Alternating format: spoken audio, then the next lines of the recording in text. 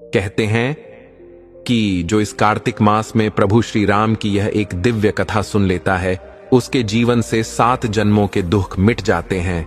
आप भी सुनिए वह अद्भुत कथा जो सुनते ही हृदय में प्रकाश जगा देती है। नमस्कार प्रिय दर्शकों, हर हर महादेव। आप सभी का स्वागत है आपके अपने YouTube चैनल भैरम इनसाइट्स पर। दर्शक बंधु, आज हम प्रवेश कर रहे हैं उस पावन काल में जिसे हमारे शास्त्रों ने कहा है कार्तिक मास। एक ऐसा महीना जिसमें भगवान विष्णु स्वयं पृथ्वी पर अपने भक्तों के बीच विचरण करते हैं, जहां हर दीपक केवल तेल से नहीं बल्कि श्रद्धा से जलता है और हर नाम जप के साथ स्वर्ग के द्वार खुल जाते हैं। मित्रों, कहा गया है कार्तिक मास सर्व मासानाम श्रेष्ठो विष्णु प्रियो मतः, अर्थात 12 महीनों में कार्तिक मास सबसे श्रेष्ठ है, क्योंकि यह भगवान विष्णु को अत्यंत प्रिय है। और जब भगवान विष्णु प्रसन्न होते हैं तब उनके अवतार प्रभु श्री राम स्वयं भक्तों के जीवन में प्रकाश भरते हैं। कहते हैं जो कार्तिक मास में श्री राम की कथा सुनता है उसका हृदय पवित्र हो जाता है और उसके जीवन के सभी दुख, पाप और कष्ट दूर हो जाते हैं, क्योंकि यह कथा केवल सुनने के लिए नहीं बल्कि जीने के लिए होती है। यह कथा वह दीपक है जो अंधकार मिटाती है, वह गंगा जल है जो आत्मा को शुद्ध करता है और वह आशीर्वाद है जो हर दुखी मन को शांति देता है। आप सोचिए, जब अयोध्या के राजा श्री राम स्वयं अपने जीवन में 14 वर्षों का वनवास सह सकते हैं, तो क्या हम अपने छोटे छोटे दुखों में डूबे रहना उचित है? राम हमें सिखाते हैं कि जीवन में दुख आता है, परंतु जो व्यक्ति मर्यादा, भक्ति और सत्य के मार्ग पर चलता है वह कभी पराजित नहीं होता। आज की इस कथा में आप सुनेंगे कैसे प्रभु श्री राम ने अपने जीवन के अनुभवों से मां सीता को और संपूर्ण मानवता को एक अद्भुत संदेश दिया था। एक ऐसा संदेश जो आज भी हर उस व्यक्ति के लिए अमृत के समान है जो दुख, चिंता, भय या मोह से घिरा हुआ है। मित्रों, यह केवल कथा नहीं है, यह वह राम तत्व है जो हमारे अस्तित्व में छिपा हुआ है। जो व्यक्ति इसे समझ लेता है वह जीवन में कभी असंतोषी नहीं रहता। कार्तिक मास में जब दीपों की पंक्तियां जलती हैं तो वह केवल घर को नहीं आत्मा को भी प्रकाशित करती है। तो आइए अपने हृदय के द्वार खोलिए, अपने भीतर के अंधकार को मिटाइए और श्री राम के इस दिव्य उपदेश को सुनिए जो आज भी वैसा ही प्रभाव देता है जैसा त्रेता युग में दिया था। प्रभु की यह कथा सुनना ही नहीं, महसूस करना है अपने जीवन में, अपनी सांसों में, अपने हर दुख और हर प्रसन्नता के बीच। तो अब ध्यान लगाइए, क्योंकि आरंभ होने जा रही है प्रभु श्री राम की वह अद्भुत कथा जो कार्तिक मास में सुनने मात्र से दुख मिटा देती है। लेकिन इस दिव्य कथा में प्रवेश करने से पहले मैं अपने सभी श्रद्धेय भाइयों, माताओं, बहनों और समस्त श्री राम भक्तों से हाथ जोड़कर प्रार्थना करता हूं कि कृपया इस कथा को पूरे मन, श्रद्धा और भक्ति के साथ अंत तक अवश्य सुने, क्योंकि गरुड़ पुराण में स्पष्ट कहा गया है कि जो व्यक्ति धर्म, ज्ञान या पुरातन कथा को बीच में ही छोड़ देता है वह अनजाने में एक गंभीर दोष का भागी बनता है। अधूरी कथा केवल अधूरी बात नहीं होती, वह एक अधूरी आहुति की भांति होती है जो यज्ञ को अपवित्र कर देती है और पुण्य की जगह पाप का रूप धारण कर लेती है। इसलिए यदि आप सच्चे सनातनी हैं, यदि आपके हृदय में श्री राम के प्रति अटूट भक्ति की ज्योति प्रज्वलित है, तो इस कथा को अंत तक सुनें। साथ ही कृपया इस वीडियो को अभी लाइक करें और हमारे चैनल भैरम इनसाइट्स को सब्सक्राइब करना न भूलें। नीचे कमेंट में पूरे भाव और समर्पण से जय श्री राम अवश्य लिखें, क्योंकि जहां भी श्री हरि का नाम गूंजता है वहां अधर्म का विनाश और धर्म की स्थापना निश्चित होती है।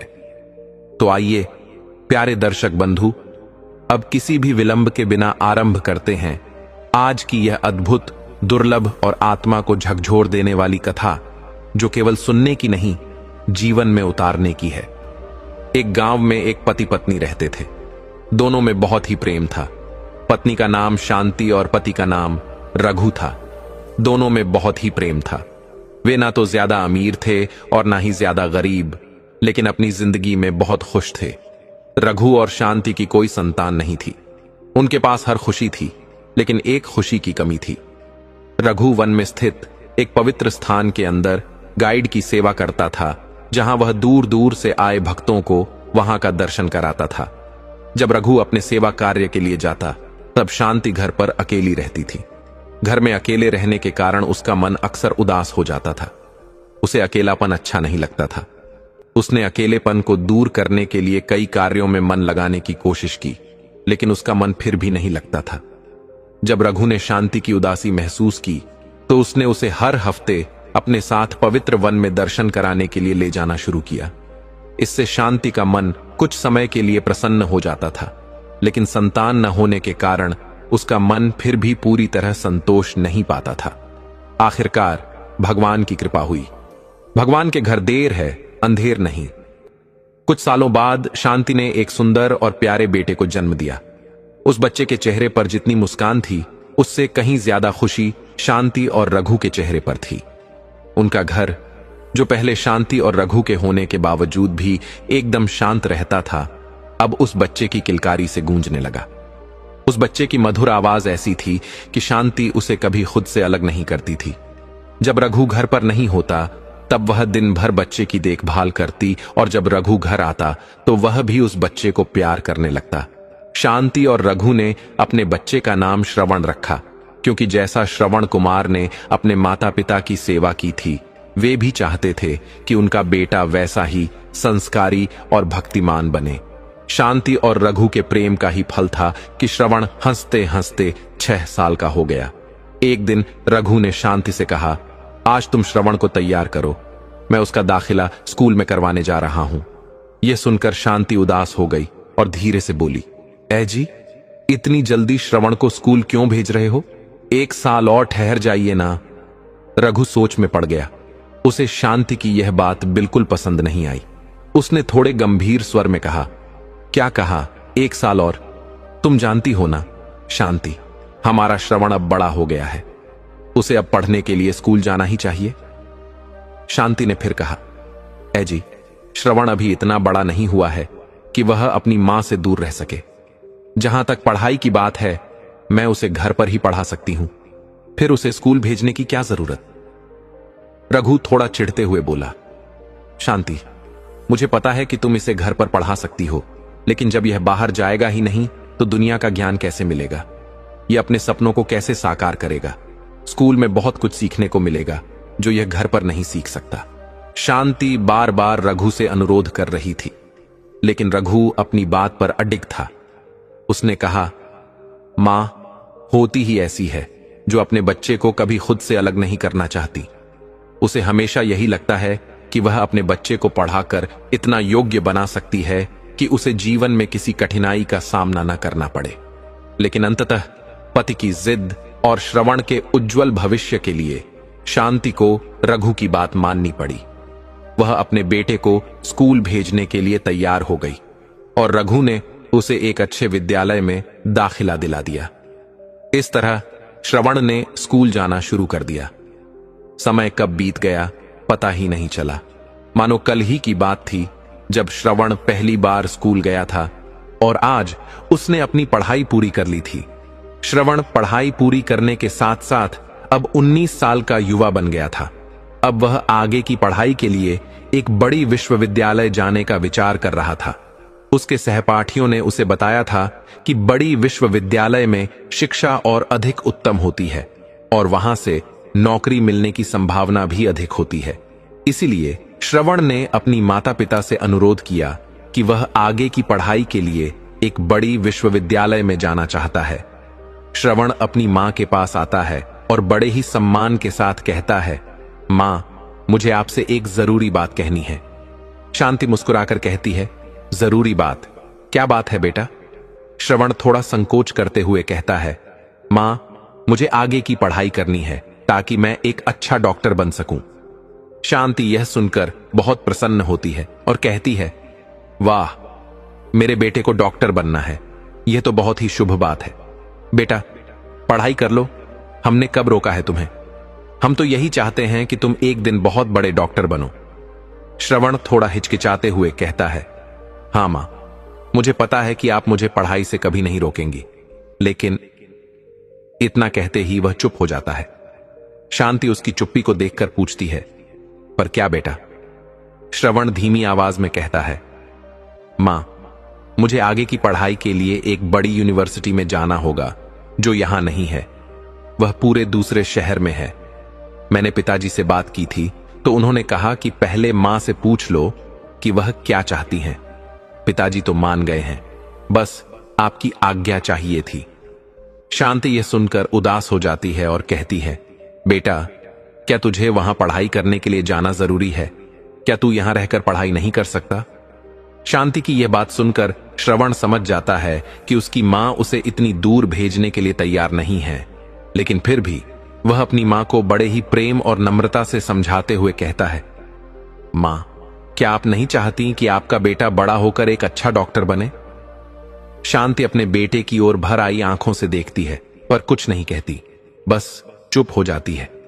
श्रवण फिर से कहता है, मां, कुछ ही सालों की बात है।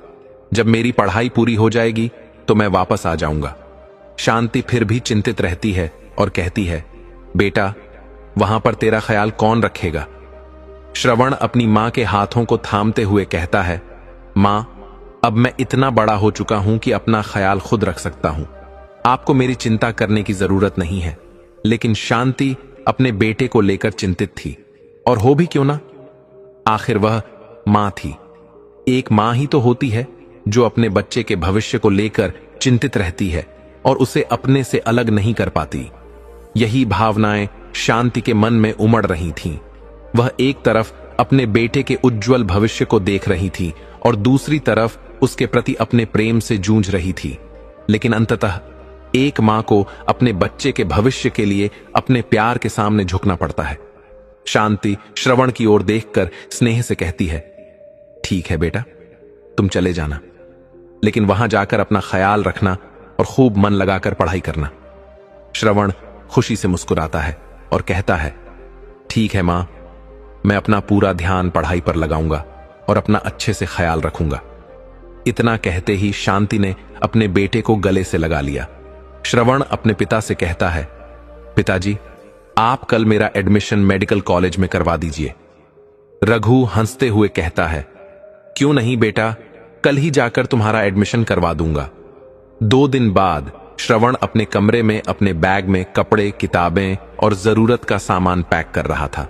तभी उसकी मां वहां आ जाती है और कहती है, बेटा, क्या तुमने अपनी जरूरत का सारा सामान रख लिया?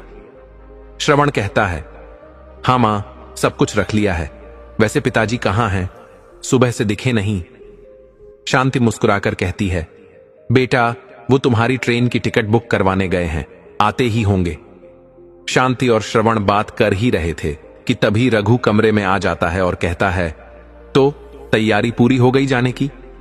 श्रवण कहता है, हां पिताजी, सब कुछ तैयार है। रघु अपने हाथ में टिकट बढ़ाते हुए कहता है, यह लो बेटा, तुम्हारी ट्रेन की टिकट। आज दोपहर की ट्रेन से तुम्हें शहर के लिए निकलना होगा, तैयार रहना। श्रवण टिकट लेते हुए कहता है, ठीक है पिताजी, अब आप दोनों मुझे आशीर्वाद दीजिए कि मैं डॉक्टर बनकर ही वापस आऊं। इतना कहते ही श्रवण अपने माता पिता के चरणों में सिर झुका देता है।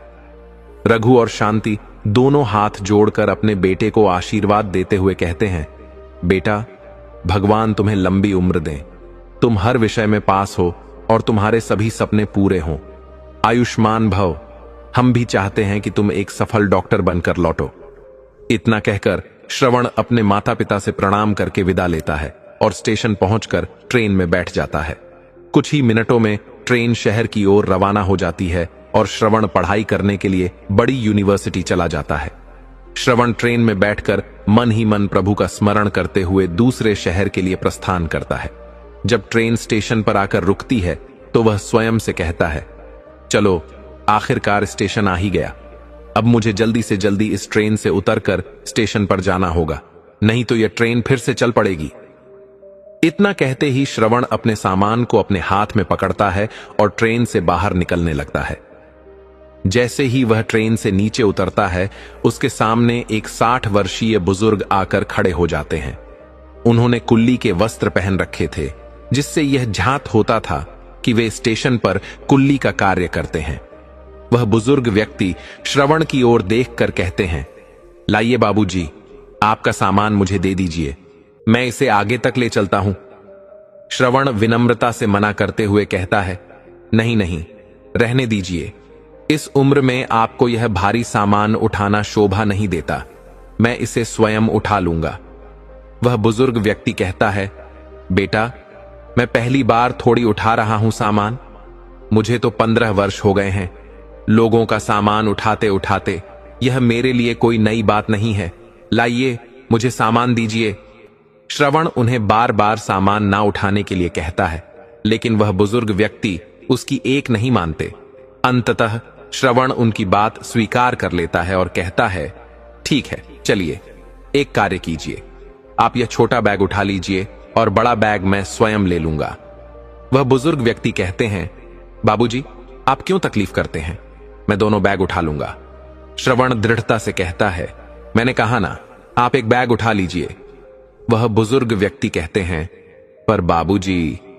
श्रवण मुस्कुराते हुए कहता है, पर कुछ नहीं, मैंने आपकी एक बात मानी थी, अब आपको भी मेरी एक बात माननी होगी। इतना कहते ही वह बुजुर्ग व्यक्ति श्रवण के सामान का छोटा बैग उठाते हैं और अपने सिर पर रख लेते हैं। श्रवण भी दूसरा बैग अपने कंधे पर रख लेता है और दोनों स्टेशन से बाहर निकलने लगते हैं। रास्ते में चलते चलते श्रवण उस बुजुर्ग व्यक्ति से पूछता है, वैसे आपका नाम क्या है? वह बुजुर्ग व्यक्ति कहते हैं, बाबूजी, मेरा नाम तो रामू है। श्रवण कहता है, तो रामू काका, आप इस उम्र में यहां कार्य कर रहे हैं? क्या आपके परिवार में कोई बेटा बेटी नहीं है जो आप यहां आकर इतनी कठिन मेहनत कर रहे हैं? रामू काका गहरी सांस लेते हुए कहते हैं, बेटा बेटी तो नहीं है बाबूजी, पर एक बेटा था। श्रवण बीच में ही बोल पड़ता है, बेटा था, इसका अर्थ है कि अब नहीं है क्या? रामू काका की आंखें थोड़ी नम हो जाती हैं और वे कहते हैं, नहीं बाबूजी, बेटा तो अभी भी है, लेकिन वह हमारे साथ नहीं रहता। श्रवण आश्चर्य से रामू काका की ओर देखते हुए कहता है, क्या कहा, बेटा साथ नहीं रहता? पर क्यों? रामू काका धीमी आवाज में उत्तर देते हैं, उसने हमें घर से बाहर निकाल दिया बाबूजी। श्रवण और भी चकित होकर कहता है, लेकिन काका, उसने आपको घर से बाहर क्यों निकाल दिया? रामू काका की आंखों में दर्द झलकता है।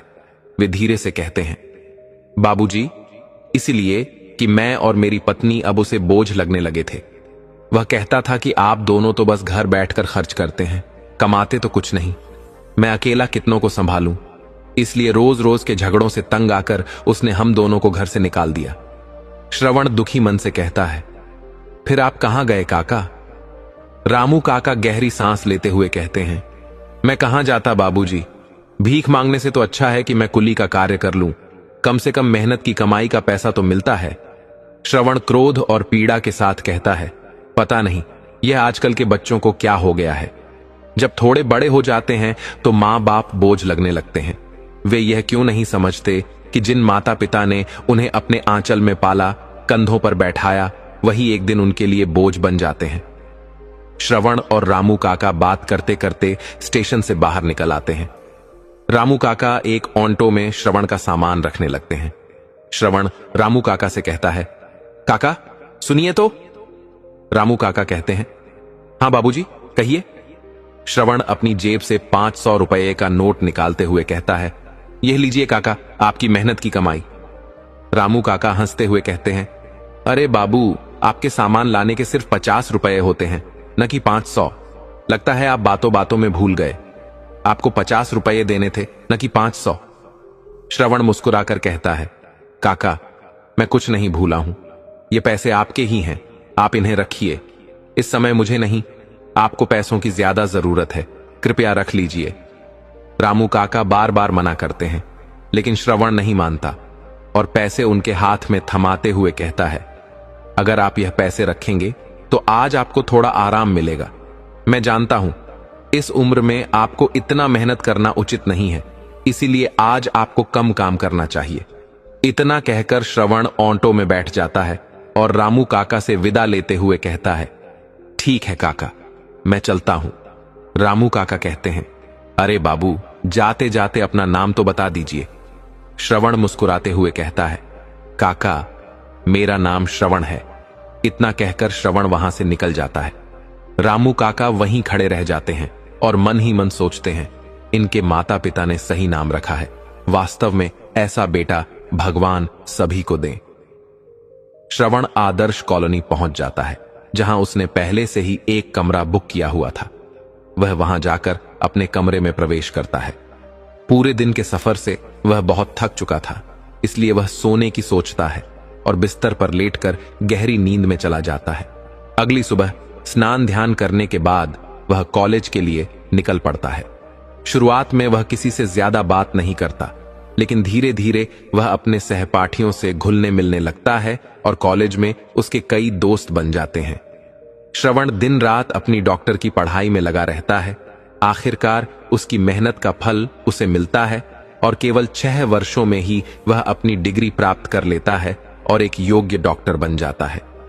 श्रवण यह शुभ समाचार जब अपने माता पिता को बताता है तो वे खुशी से झूम उठते हैं और अपने बेटे को ढेरों आशीर्वाद और बधाइयां देते हैं। उसके दोस्त भी यह समाचार सुनकर बहुत प्रसन्न होते हैं। श्रवण अपने घर वापस चला जाता है और कुछ समय बाद उसे पास के एक बड़े अस्पताल में डॉक्टर की नौकरी मिल जाती है। श्रवण के घर में आज खुशियों की बहार आ गई थी। शाम का समय था। शांति और रघु आपस में गंभीर चर्चा कर रहे थे। शांति चिंतित स्वर में कहती है, सुनिए जी, क्या श्रवण इस बात के लिए तैयार हो जाएगा? रघु आत्मविश्वास से कहते हैं, क्यों नहीं राजी होगा? आखिर यह उसके जीवन का महत्वपूर्ण निर्णय है।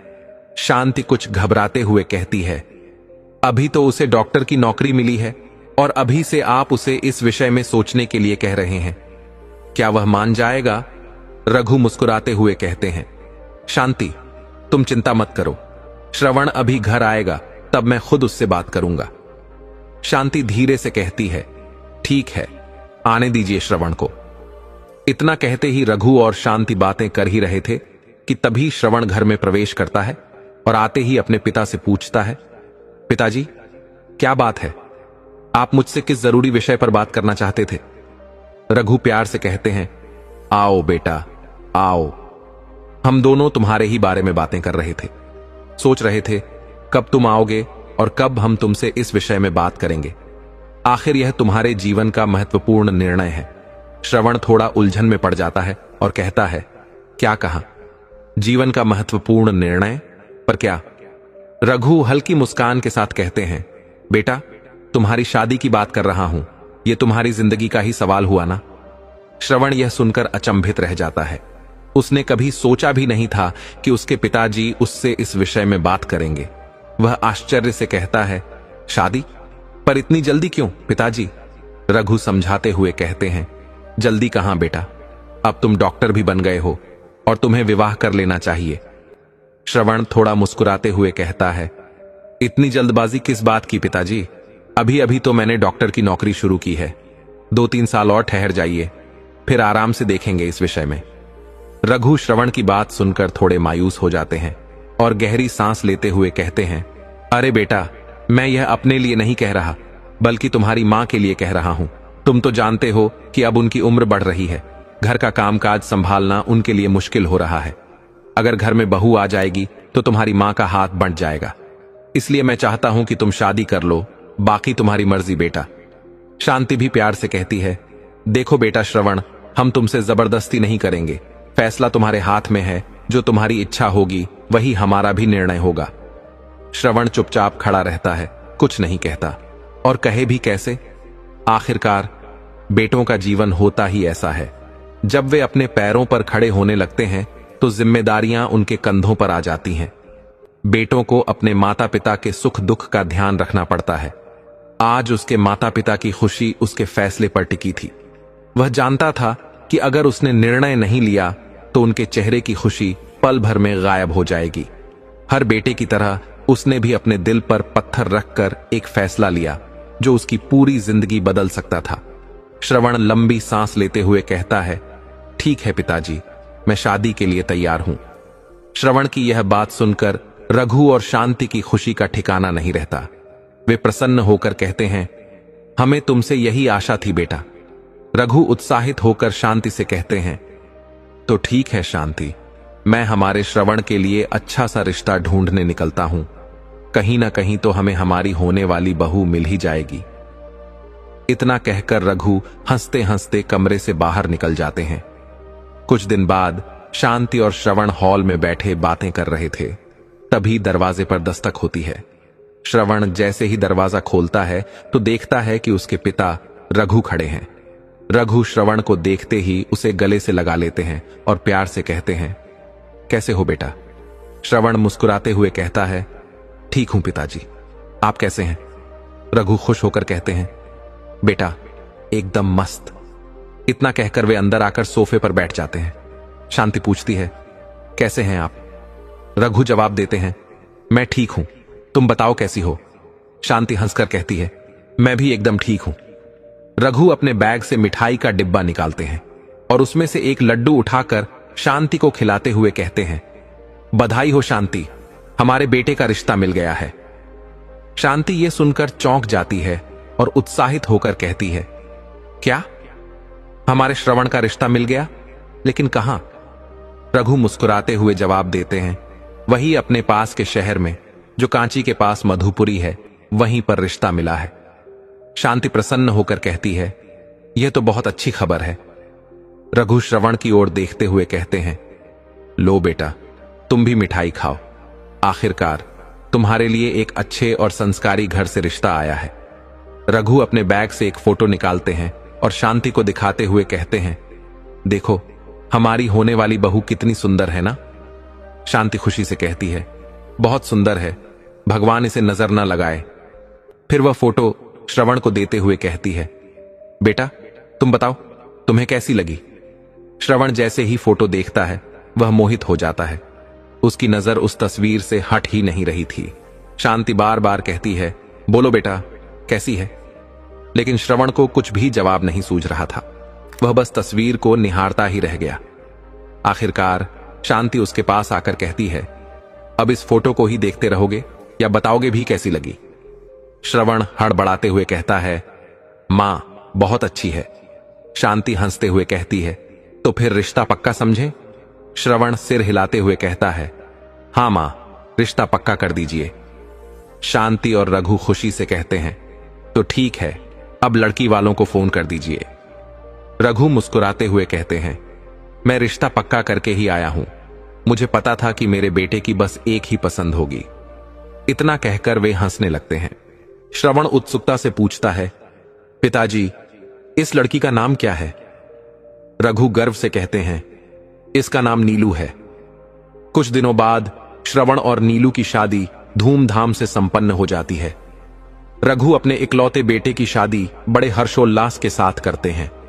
शादी के कुछ महीने तो बहुत अच्छे से गुजरते हैं, लेकिन धीरे धीरे समस्याएं आने लगती हैं और यही समस्याएं अब श्रवण के परिवार में भी दस्तक देने लगी थीं। एक दिन श्रवण अपने काम से बाहर गया हुआ था, तभी अचानक रघु की तबीयत बिगड़ने लगी। उसके मुंह से खून की उल्टियां होने लगीं। शांति जब यह देखती है तो घबरा जाती है और घबराते हुए कहती है, हे भगवान, यह क्या हो रहा है आपको? आप मेरे साथ अस्पताल चलिए, आपका इलाज करवाना जरूरी है। इतना कहकर शांति जल्दी से रघु को एम्बुलेंस में बैठाकर पास के अस्पताल ले जाती है। रास्ते में वह श्रवण को फोन करके तुरंत अस्पताल पहुंचने के लिए कहती है। रघु को अस्पताल पहुंचते ही इमरजेंसी वार्ड में ले जाया जाता है। वहां आए हुए 1 घंटे ही हुए थे कि तभी श्रवण अस्पताल पहुंच जाता है। वह घबराए हुए अपनी मां से पूछता है, मां, पिताजी को क्या हो गया? शांति चिंता में सिर हिलाते हुए कहती है, बेटा मुझे नहीं पता, अचानक ही तुम्हारे पिताजी को खून की उल्टियां होने लगीं। मैं घबरा गई थी, इसलिए बिना देर किए अस्पताल ले आई। मैं नहीं चाहती कि इनकी तबीयत और ज्यादा बिगड़ जाए। रघु को जिस अस्पताल में भर्ती कराया गया था, वहीं श्रवण भी डॉक्टर की नौकरी करता था, इसलिए वह तुरंत इमरजेंसी वार्ड में अपने पिता को देखने चला जाता है।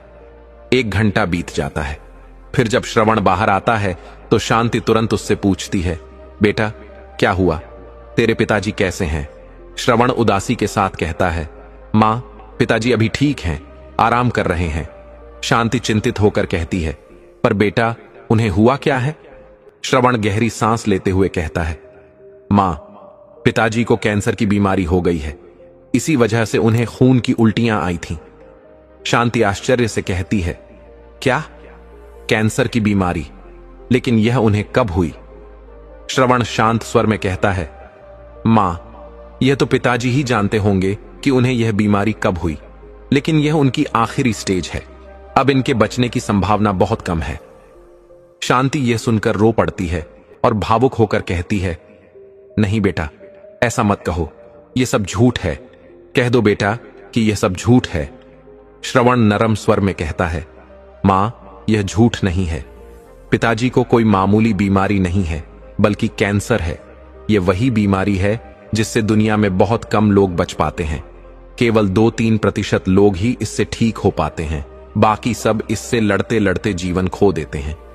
शांति जब यह सुनती है तो उसे पहले तो यकीन नहीं होता, लेकिन फिर धीरे धीरे उसे समझ आने लगता है कि रघु की बीमारी कोई साधारण बीमारी नहीं, बल्कि बहुत गंभीर है। वह कुछ नहीं कहती, बस रोती रहती है। श्रवण अपनी मां से कहता है, मां, पिताजी को अब कुछ दिन अस्पताल में ही भर्ती रखना पड़ेगा, लेकिन आप उनसे यह मत कहना कि उन्हें कैंसर है, नहीं तो वे चिंता में आ जाएंगे और उनकी हालत और खराब हो जाएगी। कृपया उनसे कुछ मत कहिएगा। शांति बस सिर हिला देती है और रोते हुए कहती है, ठीक है बेटा, मैं कुछ नहीं कहूंगी। श्रवण अपनी मां को सांत्वना देते हुए कहता है, मां, आप चिंता मत करें, मैं पिताजी को ठीक करने की पूरी कोशिश करूंगा। बस आप मुझ पर विश्वास रखिए। रघु को अब आईसीयू में आराम के लिए लाया जाता है। शांति जब उनके पास जाती है तो उसकी आंखों से आंसू थमने का नाम नहीं लेते। वह अपने पति की हालत देखकर बस रोती ही जाती है। वह रो भी क्यों ना, आखिर वह उसकी पत्नी थी। पति पत्नी हमेशा एक दूसरे के सुख दुख के भागीदार होते हैं। आज उसका जीवन साथी कमजोर पड़ रहा था और उसके दुख का कोई अंत नहीं था। शांति रो ही रही थी कि तभी रघु को होश आ जाता है। होश में आते ही वह दर्द भरी आवाज में कहता है, शांति। शांति झट से अपने आंसू पोंछती है और कहती है, हां जी, क्या हुआ? आप ठीक तो है ना? कुछ चाहिए आपको? रघु दर्द भरी आवाज में कहता है, शांति, श्रवण कहां है? दिखाई नहीं दे रहा। शांति कहती है, वह अभी अभी यहां से गया है आपकी दवाइयां लेने। वह कह रहा था कि दवाइयां लेने मुझे दूसरे शहर जाना पड़ेगा, इसलिए जब तक वह नहीं आ जाता तब तक आप आराम कीजिए। रघु धीमे स्वर में कहता है, अच्छा, दूसरे शहर गया है श्रवण? चलो कोई बात नहीं, जब आएगा तब बात कर लूंगा। शांति रघु को समझाती है, आप आराम कीजिए, जब आपको अस्पताल से छुट्टी मिल जाएगी तब आराम से बातें करेंगे। श्रवण कहीं भागा तो नहीं जा रहा। धीरे धीरे 5 दिन बीत जाते हैं। 5 दिन बाद डॉक्टर रघु को अस्पताल से छुट्टी दे देते हैं और श्रवण उन्हें अपने साथ घर ले आता है। घर पहुंचकर श्रवण अपने पिता को उनके कमरे में ले जाकर आराम करने के लिए बिस्तर पर सुला देता है। फिर वह बाहर आकर अपनी मां से कहता है, मां, मैंने पिताजी को दवाइयां लाकर दे दी हैं। अगर ये दवाइयां 3 महीने लगातार दी जाएंगी तो पिताजी की तबीयत में सुधार हो सकता है, इसलिए आप उन्हें समय से दवाइयां देना। शांति सिर हिलाते हुए कहती है, ठीक है बेटा, मैं तुम्हारे पिताजी को समय पर दवाई दूंगी, तुम इसकी चिंता मत करना। श्रवण थोड़ा गंभीर होकर कहता है, मां, ये दवाइयां बहुत महंगी हैं, इसलिए सही तरीके से दीजिएगा। अगर ठीक से दवाई नहीं दी गई तो न सिर्फ पैसे बेकार चले जाएंगे, बल्कि पिताजी की हालत भी बिगड़ सकती है। शांति कहती है, ठीक है बेटा, मैं पूरी सावधानी से दवाई दूंगी। समय बीतता जाता है। 1 महीना बीत चुका था, लेकिन रघु की तबीयत में सुधार होने के बजाय उनकी हालत दिन ब दिन बिगड़ती जा रही थी। श्रवण के लिए शुरुआत में अपने पिता की दवाइयों का खर्च बहुत ज्यादा नहीं था, लेकिन जैसे जैसे महीने बीतते गए उसकी तनख्वाह ऐसे खत्म होने लगी जैसे सूखी धरती पर पानी डालने से वह तुरंत ही गायब हो जाता है। वह समझ ही नहीं पाता था कि उसकी तनख्वाह कब आती है और कब पूरा पैसा खर्च हो जाता है। उसके पिता की दवाइयों पर ही उसकी आधी कमाई चली जाती थी। अब श्रवण का स्वभाव चिड़चिड़ा होने लगा। उसके कंधों पर पूरे घर की जिम्मेदारी आ गई थी। पहले जब उसके पिता कमाते थे तब घर की जरूरतों का बोझ बराबरी से बंट जाता था, लेकिन अब रघु बीमार पड़ने के बाद कमाने की बजाय खर्च करने की स्थिति में आ गए थे। इतनी मुश्किलों में श्रवण बुरी तरह फंस चुका था। उसे समझ नहीं आ रहा था कि इससे बाहर निकलने का कोई रास्ता है या नहीं। वह हर समय उदास रहने लगा, जिससे उसका पूरा दिन खराब हो जाता था। अस्पताल जाता तो भारी मन से, और घर लौटता तो भी चिंताग्रस्त रहता। उसकी आंखों में निराशा और चिंता साफ झलकती थी। घर में अब छोटी छोटी बातों पर झगड़े होने लगे। पहले वह अपनी पत्नी नीलू के साथ बैठकर हंसता खेलता था, लेकिन अब वह बात बात पर गुस्सा करने लगा। जब इंसान पर जिम्मेदारियों का भारी बोझ आ जाता है तो उसकी सोचने समझने की शक्ति कम होने लगती है। यही हाल अब श्रवण का हो गया था। पति पत्नी के बीच अब पहले जैसी निकटता नहीं रही। घर की परेशानियों ने उनके रिश्ते में तनाव पैदा कर दिया था। श्रवण ने इन परेशानियों से राहत पाने के लिए गलत रास्ता अपनाया। वह धीरे धीरे शराब का सहारा लेने लगा। एक दिन जब वह काम से लौटकर घर आया तो हमेशा की तरह सबसे पहले अपने पिता के कमरे में गया। वह देखना चाहता था कि उनकी तबीयत में कोई सुधार हुआ है या नहीं। फिर वह बिना कुछ कहे अपने कमरे में चला गया। जैसे ही वह कमरे में पहुंचा, उसने देखा कि नीलू बिस्तर पर बैठकर प्लास्टिक के फूलों की माला तैयार कर रही थी। नीलू ने उसे देखते ही कहा, आ गए आप? श्रवण उदास स्वर में बोला, हां, आ गया। नीलू हल्की नाराजगी के साथ कहती है, कैसा रहा आज का दिन, या फिर रोज की तरह टेंशन में ही बिता दिया? श्रवण चिढ़कर कहता है, हां, टेंशन में ही निकला। और वैसे भी तुम्हें पूछकर क्या करना है? क्या तुम मेरी टेंशन खत्म कर दोगी? नीलू गुस्से से कहती है, मैं आपकी पत्नी हूं, क्या इतना भी हक नहीं है कि पूछ सकूं कि आपका दिन कैसा रहा? और जहां तक टेंशन की बात है, एक पत्नी हमेशा अपने पति को सही सलाह देती है। श्रवण व्यंग्यात्मक स्वर में कहता है, अच्छा, तो अब तुम मुझे सलाह दोगी? बताओ फिर घर का खर्च कैसे संभालूं? नीलू गंभीर होकर कहती है, देखिए, इस पर हम पहले भी कई बार बात कर चुके हैं और मैं हर बार आपको यही कहती आई हूं, आज भी वही कह रही हूं। आप अपने पिताजी की दवाइयों का खर्च कम कर दीजिए, फिर सब ठीक हो जाएगा। श्रवण गुस्से में कहता है, नीलू, क्या तुम्हें जरा भी अंदाजा है कि अगर पिताजी की दवाइयां बंद कर दी तो उनकी हालत और ज्यादा खराब हो जाएगी? तुम ऐसा सोच भी कैसे सकती हो? नीलू भी गुस्से में जवाब देती है, मैं इसलिए कह रही हूं क्योंकि मुझे घर की हालत साफ साफ नजर आ रही है। आपको भी इसे समझना चाहिए। अगर जल्द कोई फैसला नहीं लिया तो स्थिति और खराब हो जाएगी। श्रवण यह सुनकर और ज्यादा गुस्सा हो जाता है और जोर से कहता है, नीलू, मुझे मत सिखाओ कि मुझे क्या करना है और क्या नहीं। बस अपने काम से काम रखो, समझी? नीलू भी नाराज होकर कहती है, क्या कहा आपने? मैं आपको सिखा रही हूं। मैं आपको कुछ नहीं सिखा रही, बल्कि आपको सच्चाई दिखा रही हूं जिसे आप देखना नहीं चाहते। सच यह है कि आपके पिताजी की दवाइयों पर इस घर की आधी आमदनी खर्च हो रही है, जिससे हमें छोटी छोटी दिक्कतों का सामना करना पड़ रहा है। और आप मुझे ही कह रहे हैं कि मैं आपको सिखा रही हूं? श्रवण चिढ़ते हुए कहता है, देखो नीलू, पिताजी की दवाइयों पर ज्यादा पैसा खर्च नहीं हो रहा, बल्कि घर का खर्च बढ़ता जा रहा है। इतना सुनते ही नीलू बीच में बोल पड़ती है, क्या कहा आपने? आपके पिता की दवाइयों पर खर्च ज्यादा नहीं हो रहा, बल्कि घर का खर्च बढ़ रहा है। अच्छा, तो एक बात बताइए, आप पिताजी की दवाइयां कहां से लाते हैं? श्रवण नीलू के सवाल का कोई जवाब नहीं देता और बस कहता, बेंगलुरु से। लेकिन तुम्हें इससे क्या करना है? नीलू गंभीर स्वर में पूछती है, और कितने पैसे लगते हैं दवाई खरीदने में और वहां से यहां लाने में? श्रवण इस बार भी कोई जवाब नहीं देता और चुपचाप खड़ा रहता है। उसकी खामोशी बता रही थी कि वह जवाब जानते हुए भी कुछ कहना नहीं चाहता।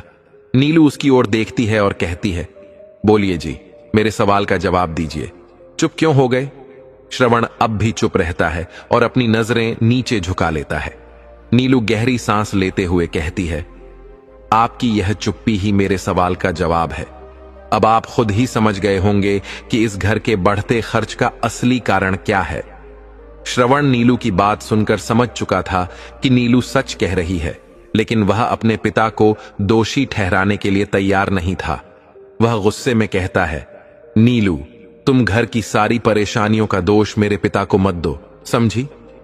नीलू शांत स्वर में जवाब देती है, मैं किसी को दोष नहीं दे रही, सिर्फ आपको सच्चाई दिखा रही हूं, जिसे आप इतने दिनों से अनदेखा कर रहे हैं। आपको यह मानना होगा कि आपके पिताजी अब ठीक नहीं होंगे। वह अपनी जिंदगी की आखिरी सांसें गिन रहे हैं। ज्यादा दिन तक हमारे साथ नहीं रहेंगे। नीलू के मुंह से यह सुनकर श्रवण का खून खौल उठता है। वह गुस्से में चिल्लाता है, बस करो नीलू, बहुत हो गया, अब एक शब्द और नहीं। मैंने सोचा था कि तुम मेरी पत्नी होने के नाते मेरे पिता को अपने पिता मानोगी, लेकिन तुमने तो उन्हें पूरी तरह पराया कर दिया। श्रवण का यह रौद्र रूप देखकर नीलू सहम जाती है। वह जानती थी कि अगर उसने कुछ और कहा तो मामला और बिगड़ सकता है, इसीलिए वह चुपचाप बिस्तर पर जाकर लेट जाती है। कमरे में एक अजीब सी खामोशी छा जाती है। श्रवण भी गुस्से में बिस्तर पर जाकर लेट जाता है, लेकिन उसे नींद नहीं आती। रात के अंधेरे में वह बालकनी में जाकर बैठ जाता है और सोचने लगता है कि उसे अपने पिता की दवाई बंद करनी चाहिए या नहीं। उसके मन में यह सवाल बार बार उठ रहा था, जिससे वह परेशान हो गया था। उसने शराब की आधी से ज्यादा बोतल खाली कर दी, लेकिन फिर भी कोई निर्णय नहीं ले पाया। उसका मन कह रहा था, अगर नीलू सही कह रही है तो घर के हालात बिगड़ने की असली वजह पिताजी की दवाइयों का खर्च ही है। मुझे किसी तरह इसे कम करना होगा, लेकिन समझ नहीं आ रहा कैसे। अगर मैंने दवाई कम कर दी तो उनकी हालत और बिगड़ जाएगी, और मैं ऐसा कभी नहीं चाहता। लेकिन क्या करूं? जब वह शराब की पूरी बोतल खत्म कर चुका तो उसने सिगरेट का नया पैकेट निकाला और उसमें से एक सिगरेट जलाकर कस लेने लगा। सिगरेट पीते हुए वह उन्हीं बातों को सोचने लगा जो उस दिन नीलू ने कही थी। वह उस दिन की याद में चला गया जब इसी मुद्दे पर नीलू से उसकी बहस हुई थी। नीलू गुस्से में कह रही थी, देखिए, आप यह जिद छोड़ क्यों नहीं देते? आपके पिता अब ठीक नहीं होने वाले, फिर भी आप बेकार में उन पर इतना पैसा खर्च कर रहे हैं। श्रवण गुस्से में बोला, नीलू, तुम क्या बक रही हो? तुम ऐसे कैसे सोच सकती हो? नीलू शांत लेकिन दृढ़ स्वर में कहती है, मैं यह इसलिए कह रही हूं क्योंकि सच साफ दिखाई दे रहा है। उनकी हालत में कोई सुधार नहीं हो रहा, बल्कि वह और बिगड़ती जा रही है। मुझे नहीं लगता कि वह अब बच पाएंगे। श्रवण जैसे ही यह बात नीलू के मुंह से सुनता है, उसे बहुत तेज गुस्सा आने लगता है। उसका चेहरा लाल हो जाता है और वह तेज आवाज में कहता है, नीलू, अपना मुंह बंद रखो, इससे पहले कि मैं भूल जाऊं कि तुम मेरी पत्नी हो। इससे आगे एक शब्द और नहीं। नीलू श्रवण का यह रूप देखकर घबरा जाती है। उसे उसके इस गुस्से से डर लगने लगता है, इसलिए वह बिना कुछ बोले चुपचाप खड़ी रहती है। कमरे में एक गहरी खामोशी छा जाती है। काफी देर तक कोई कुछ नहीं बोलता। फिर श्रवण थोड़ा शांत होते हुए कहता है, मैं जा रहा हूं अस्पताल, शाम को जल्दी आ जाऊंगा। नीलू कुछ नहीं कहती, बस उसे देखती रहती है। वह कहे भी कैसे? आज उसकी आवाज उसके पति ने ही दबा दी थी। उसे लग रहा था कि जो श्रवण उसे पहले बहुत प्यार करता था, वह आज बिना झिझक उस पर गुस्सा कर रहा है। इतना कहकर श्रवण कमरे से बाहर चला जाता है और अपने काम पर चला जाता है। श्रवण इन बीती बातों को सोचते हुए बालकनी में बैठा शराब पी रहा था। उसकी सिगरेट, जो कुछ वक्त पहले जलाई थी, बुझ चुकी थी। वह उसे फिर से जलाता है और 2-3 कस में पूरी खत्म कर देता है। मन ही मन वह खुद से कहता है, मुझे लगता है नीलू बिल्कुल सही कह रही है। मुझे पिताजी की दवाइयां बंद करनी होंगी। अगर मैंने ऐसा नहीं किया तो एक दिन मैं खुद कर्ज में डूब जाऊंगा। पिताजी की दवाइयां बहुत महंगी हैं और मैंने उनके इलाज के लिए बैंक से लोन भी ले रखा है। अगर मैं वह लोन नहीं चुका पाया तो बैंक वाले मेरे साथ क्या करेंगे, मैं नहीं जानता। इतना सोचने के बाद वह कहता है, मुझे मां को जाकर सब कुछ बता देना चाहिए। हां, यही सही होगा। यह कहते हुए वह कुर्सी से उठता है और उस कमरे की ओर बढ़ता है जहां उसकी मां उसके पिता रघु के पास बैठी हुई है। एक पत्नी जैसे अपने बीमार पति की सेवा करती है, वैसे ही शांति जी भी अपने पति का पूरा ध्यान रख रही थी। वह हर छोटी बड़ी चीज का ख्याल रख रही थी। श्रवण जब अंदर आया तब भी शांति पूरी तरह से रघु की देखभाल में व्यस्त थी, इसलिए उसे पता भी नहीं चला कि उसका बेटा अंदर आ चुका है। श्रवण धीरे से मां के पास जाता है और कहता है, मां, मुझे आपसे एक जरूरी बात करनी है। शांति उसकी आवाज सुनकर कहती है, आ गए बेटा, क्या बात है? श्रवण कहता है, मां, मुझे आपसे बहुत जरूरी बात करनी है। शांति उसकी आंखों में देखती है और तुरंत समझ जाती है कि उसने शराब पी रखी है। लेकिन यह कोई नई बात नहीं थी। वह जानती थी कि श्रवण ने शराब पीना उसी दिन से शुरू कर दिया था जब से उसके पिता बीमार पड़े थे और घर की सारी जिम्मेदारी उस पर आ गई थी। एक मां अपने बेटे को बिना बताए सब कुछ समझ जाती है। शांति को भी यह समझ आ गया था कि श्रवण क्यों शराब पीने लगा है। वह कुछ नहीं कहती, बस उसे देखती रहती है और प्यार भरी आवाज में कहती है, बोलो बेटा, क्या बात करनी थी? श्रवण थोड़ा झिझकते हुए कहता है, मां, आप तो जानती हैं, जब से पिताजी बीमार हुए हैं घर की हालत बहुत खराब हो गई है। सारा खर्चा अब मुझे संभालना पड़ रहा है। शांति बीच में ही बोल पड़ती है, बेटा, मुझे पता है कि तुम कितनी मुश्किलों से घर संभाल रहे हो, लेकिन यह सब कहने की क्या जरूरत है? श्रवण अपनी बात पूरी करते हुए कहता है, मां, मैं यह कह रहा था कि पिताजी की हालत दिन ब दिन खराब होती जा रही है। मुझे नहीं लगता कि दवाइयां उन पर असर कर रही हैं, इसलिए मेरा मानना है कि अब हमें उनकी दवाइयां बंद कर देनी चाहिए। शांति यह सुनकर हैरान रह जाती है। वह आश्चर्य और दुख के साथ कहती है, यह तू क्या कह रहा है बेटा? श्रवण कहता है, मां, मैं सही कह रहा हूं। पिताजी की हालत ठीक होने के बजाय और बिगड़ रही है। ऊपर से इनकी दवाइयों का खर्च इतना ज्यादा है कि मैं इसे अकेले नहीं संभाल सकता। मैंने यह फैसला बहुत सोच समझ कर लिया है। शांति बहुत ही नरम लहजे में कहती है, बेटा, अगर तूने यह फैसला सोच समझ कर लिया होता तो तू कभी ऐसा नहीं कहता। तू भूल गया क्या? ये तेरे पिता हैं। कम से कम उनकी हालत तो देख। अगर वह आज किसी उम्मीद के साथ जी रहे हैं तो वह तू है। उन्हें लगता है कि एक दिन तू उन्हें जरूर ठीक कर देगा। इसी उम्मीद पर वे जी रहे हैं। श्रवण अपनी मां को समझाने की कोशिश करते हुए कहता है, मां, मैं जानता हूं कि आप सही कह रही हो, लेकिन आप भी जानती हो कि दुनिया का कोई भी डॉक्टर पिताजी को कैंसर जैसी बीमारी से ठीक नहीं कर सकता। अगर उन्हें कोई ठीक कर सकता है तो वह सिर्फ भगवान है।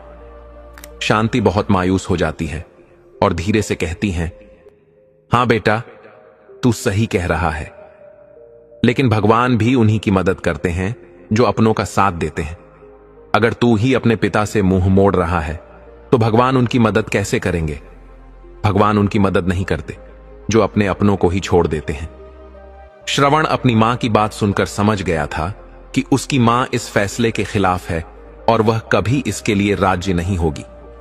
लेकिन वह एक बार फिर नरम लहजे में अपनी मां को समझाने की कोशिश करता है, मां, मैं जानता हूं कि तुम सही कह रही हो, लेकिन मैं पिताजी को छोड़ने के लिए नहीं कह रहा। बस यह कह रहा हूं कि उनका आखिरी समय आ चुका है और वह अब ज्यादा दिन जीने वाले नहीं हैं। तुम देख ही रही हो, जिस दिन से पिताजी बीमार हुए हैं उनकी हालत सुधरने के बजाय और बिगड़ती जा रही है। इसलिए मैं कहता हूं कि हमें अब उनकी दवाइयों पर और खर्च नहीं करना चाहिए, बल्कि उन्हें उनके हाल पर छोड़ देना चाहिए। शांति देवी अपने बेटे की बातें सुनकर रो पड़ती हैं। उनकी आंखों में आंसू आ जाते हैं और वह रोते हुए कहती हैं, बेटा, मैंने आज तक तुझसे कुछ नहीं मांगा, लेकिन आज मांग रही हूं। मेरे पति को इस हाल में मत छोड़, नहीं तो वह क्या सोचेंगे? श्रवण थोड़ा उखड़े हुए स्वर में कहता है, मां, पिताजी जो भी सोचना चाहें सोचने दो, लेकिन मैं अब उनके इलाज का खर्च नहीं उठा सकता। मैं थक गया हूं मां। मैंने उनकी दवाइयों के लिए बैंक से लोन तक ले लिया है, लेकिन उनकी हालत में कोई सुधार नहीं हो रहा। मैं क्या करूं? शांति अपने बेटे को एकटक देखती रहती है और फिर गुस्से से कहती है, बेटा, तू बहुत बड़ा डॉक्टर बना है ना? तू बड़ी बड़ी बीमारियों का इलाज कर सकता है, तो क्या अपने पिताजी की बीमारी का इलाज नहीं कर सकता? श्रवण अपनी मां की इस जिद से गुस्से में आ जाता है और पलटकर जवाब देता है, हां मां, मैं दूसरी बीमारियों का इलाज कर सकता हूं क्योंकि उनका इलाज संभव है, लेकिन पिताजी की इस बीमारी का कोई इलाज नहीं है। मैं क्या, दुनिया का कोई भी डॉक्टर उन्हें ठीक नहीं कर सकता।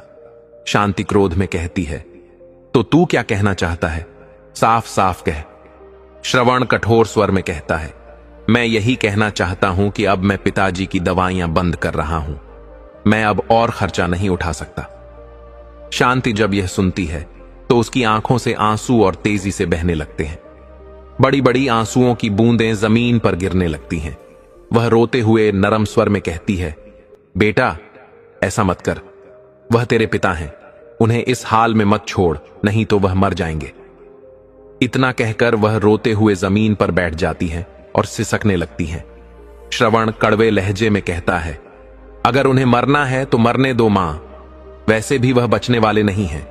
उनकी उम्र हो चुकी है और जिनकी उम्र पूरी हो जाती है वे जीते नहीं बल्कि चले जाते हैं। शांति यह सुनकर स्तब्ध रह जाती है। उसे विश्वास ही नहीं हो रहा था कि यह वही श्रवण है जो बचपन में कहता था, मां, जब मैं बड़ा डॉक्टर बनूंगा तो तुम्हें और पिताजी को कभी तकलीफ नहीं होने दूंगा। मैं आपकी हर बीमारी का इलाज करूंगा और आपको कभी बीमार नहीं होने दूंगा। लेकिन आज वही बेटा अपने पिता के लिए ऐसा कह रहा था। शांति फूट फूट कर रोने लगती है। उसकी आंखों में आंसुओं का सैलाब उमड़ आता है। श्रवण अपनी बात जारी रखते हुए कहता है, मां, पिताजी अब बचने वाले नहीं हैं। तुम भी यह जिद छोड़ दो कि वह कभी ठीक होंगे। इतना कहकर श्रवण बिना कुछ और बोले कमरे से बाहर चला जाता है और अपने कमरे में चला जाता है। शांति वहीं बैठी रोती रहती है। वह श्रवण की कही हुई बातों को याद कर रही थी, जिससे उसके आंसू थमने का नाम नहीं ले रहे थे। आंखों से आंसू निकलते भी क्यों ना। जिसे इंसान सबसे ज्यादा प्यार करता है, अगर वही उसका दिल दुखा दे तो किसकी आंखों में आंसू नहीं आएंगे। आज शांति का वह बेटा जिसे उसने सबसे ज्यादा प्यार किया था, उसने ही उसका दिल तोड़ दिया था। वह कुछ कर भी नहीं सकती थी। वह कोई भगवान तो नहीं थी जो एक पल में सब कुछ ठीक कर दे। वह बस श्रवण की बातों को याद करके रो रही थी। तभी रघु की दर्द भरी आवाज आई, शांति। शांति जैसे ही यह आवाज सुनती है वह घबरा जाती है।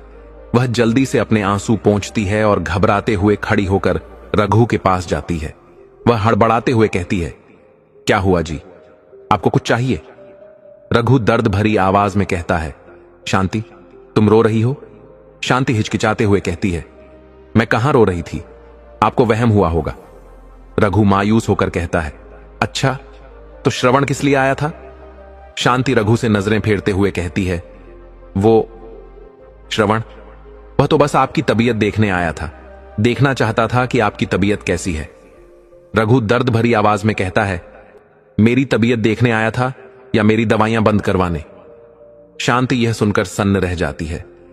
उसे अब समझ आ गया था कि रघु ने उसके और श्रवण के बीच हुई सारी बातें सुन ली थीं, लेकिन फिर भी वह सच को छिपाने की कोशिश करते हुए कहती है, श्रवण नशे में था जी, इसलिए ऐसा बोल रहा था। आप उसकी बातों पर भरोसा मत कीजिए, वह ऐसा कुछ नहीं करेगा। रघु शांति को एक तक देखते हुए शांत स्वर में कहते हैं, शांति, इस दुनिया में कोई भी आदमी झूठ बोल सकता है, लेकिन नशा एक ऐसी चीज है जो दिल की सच्चाई को बाहर निकाल देता है। श्रवण का वह सच जिसे वह इतने दिनों से दिल में दबाए बैठा था, आज बाहर आ ही गया। शांति कुछ नहीं बोलती, बस रघु को देखती रहती है।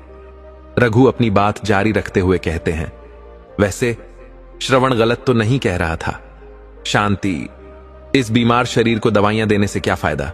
एक ना एक दिन तो मुझे इस शरीर को छोड़ना ही पड़ेगा।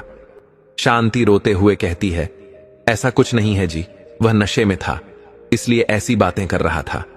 रघु गहरी सांस लेते हुए कहते हैं, शांति, लोग होश में सच नहीं बोल पाते, लेकिन नशे में अक्सर दिल की बात कह जाते हैं। तुम कैसे कह सकती हो कि श्रवण झूठ बोल रहा था? शांति बस रोती रहती है और रघु की बातों को सुनती जाती है।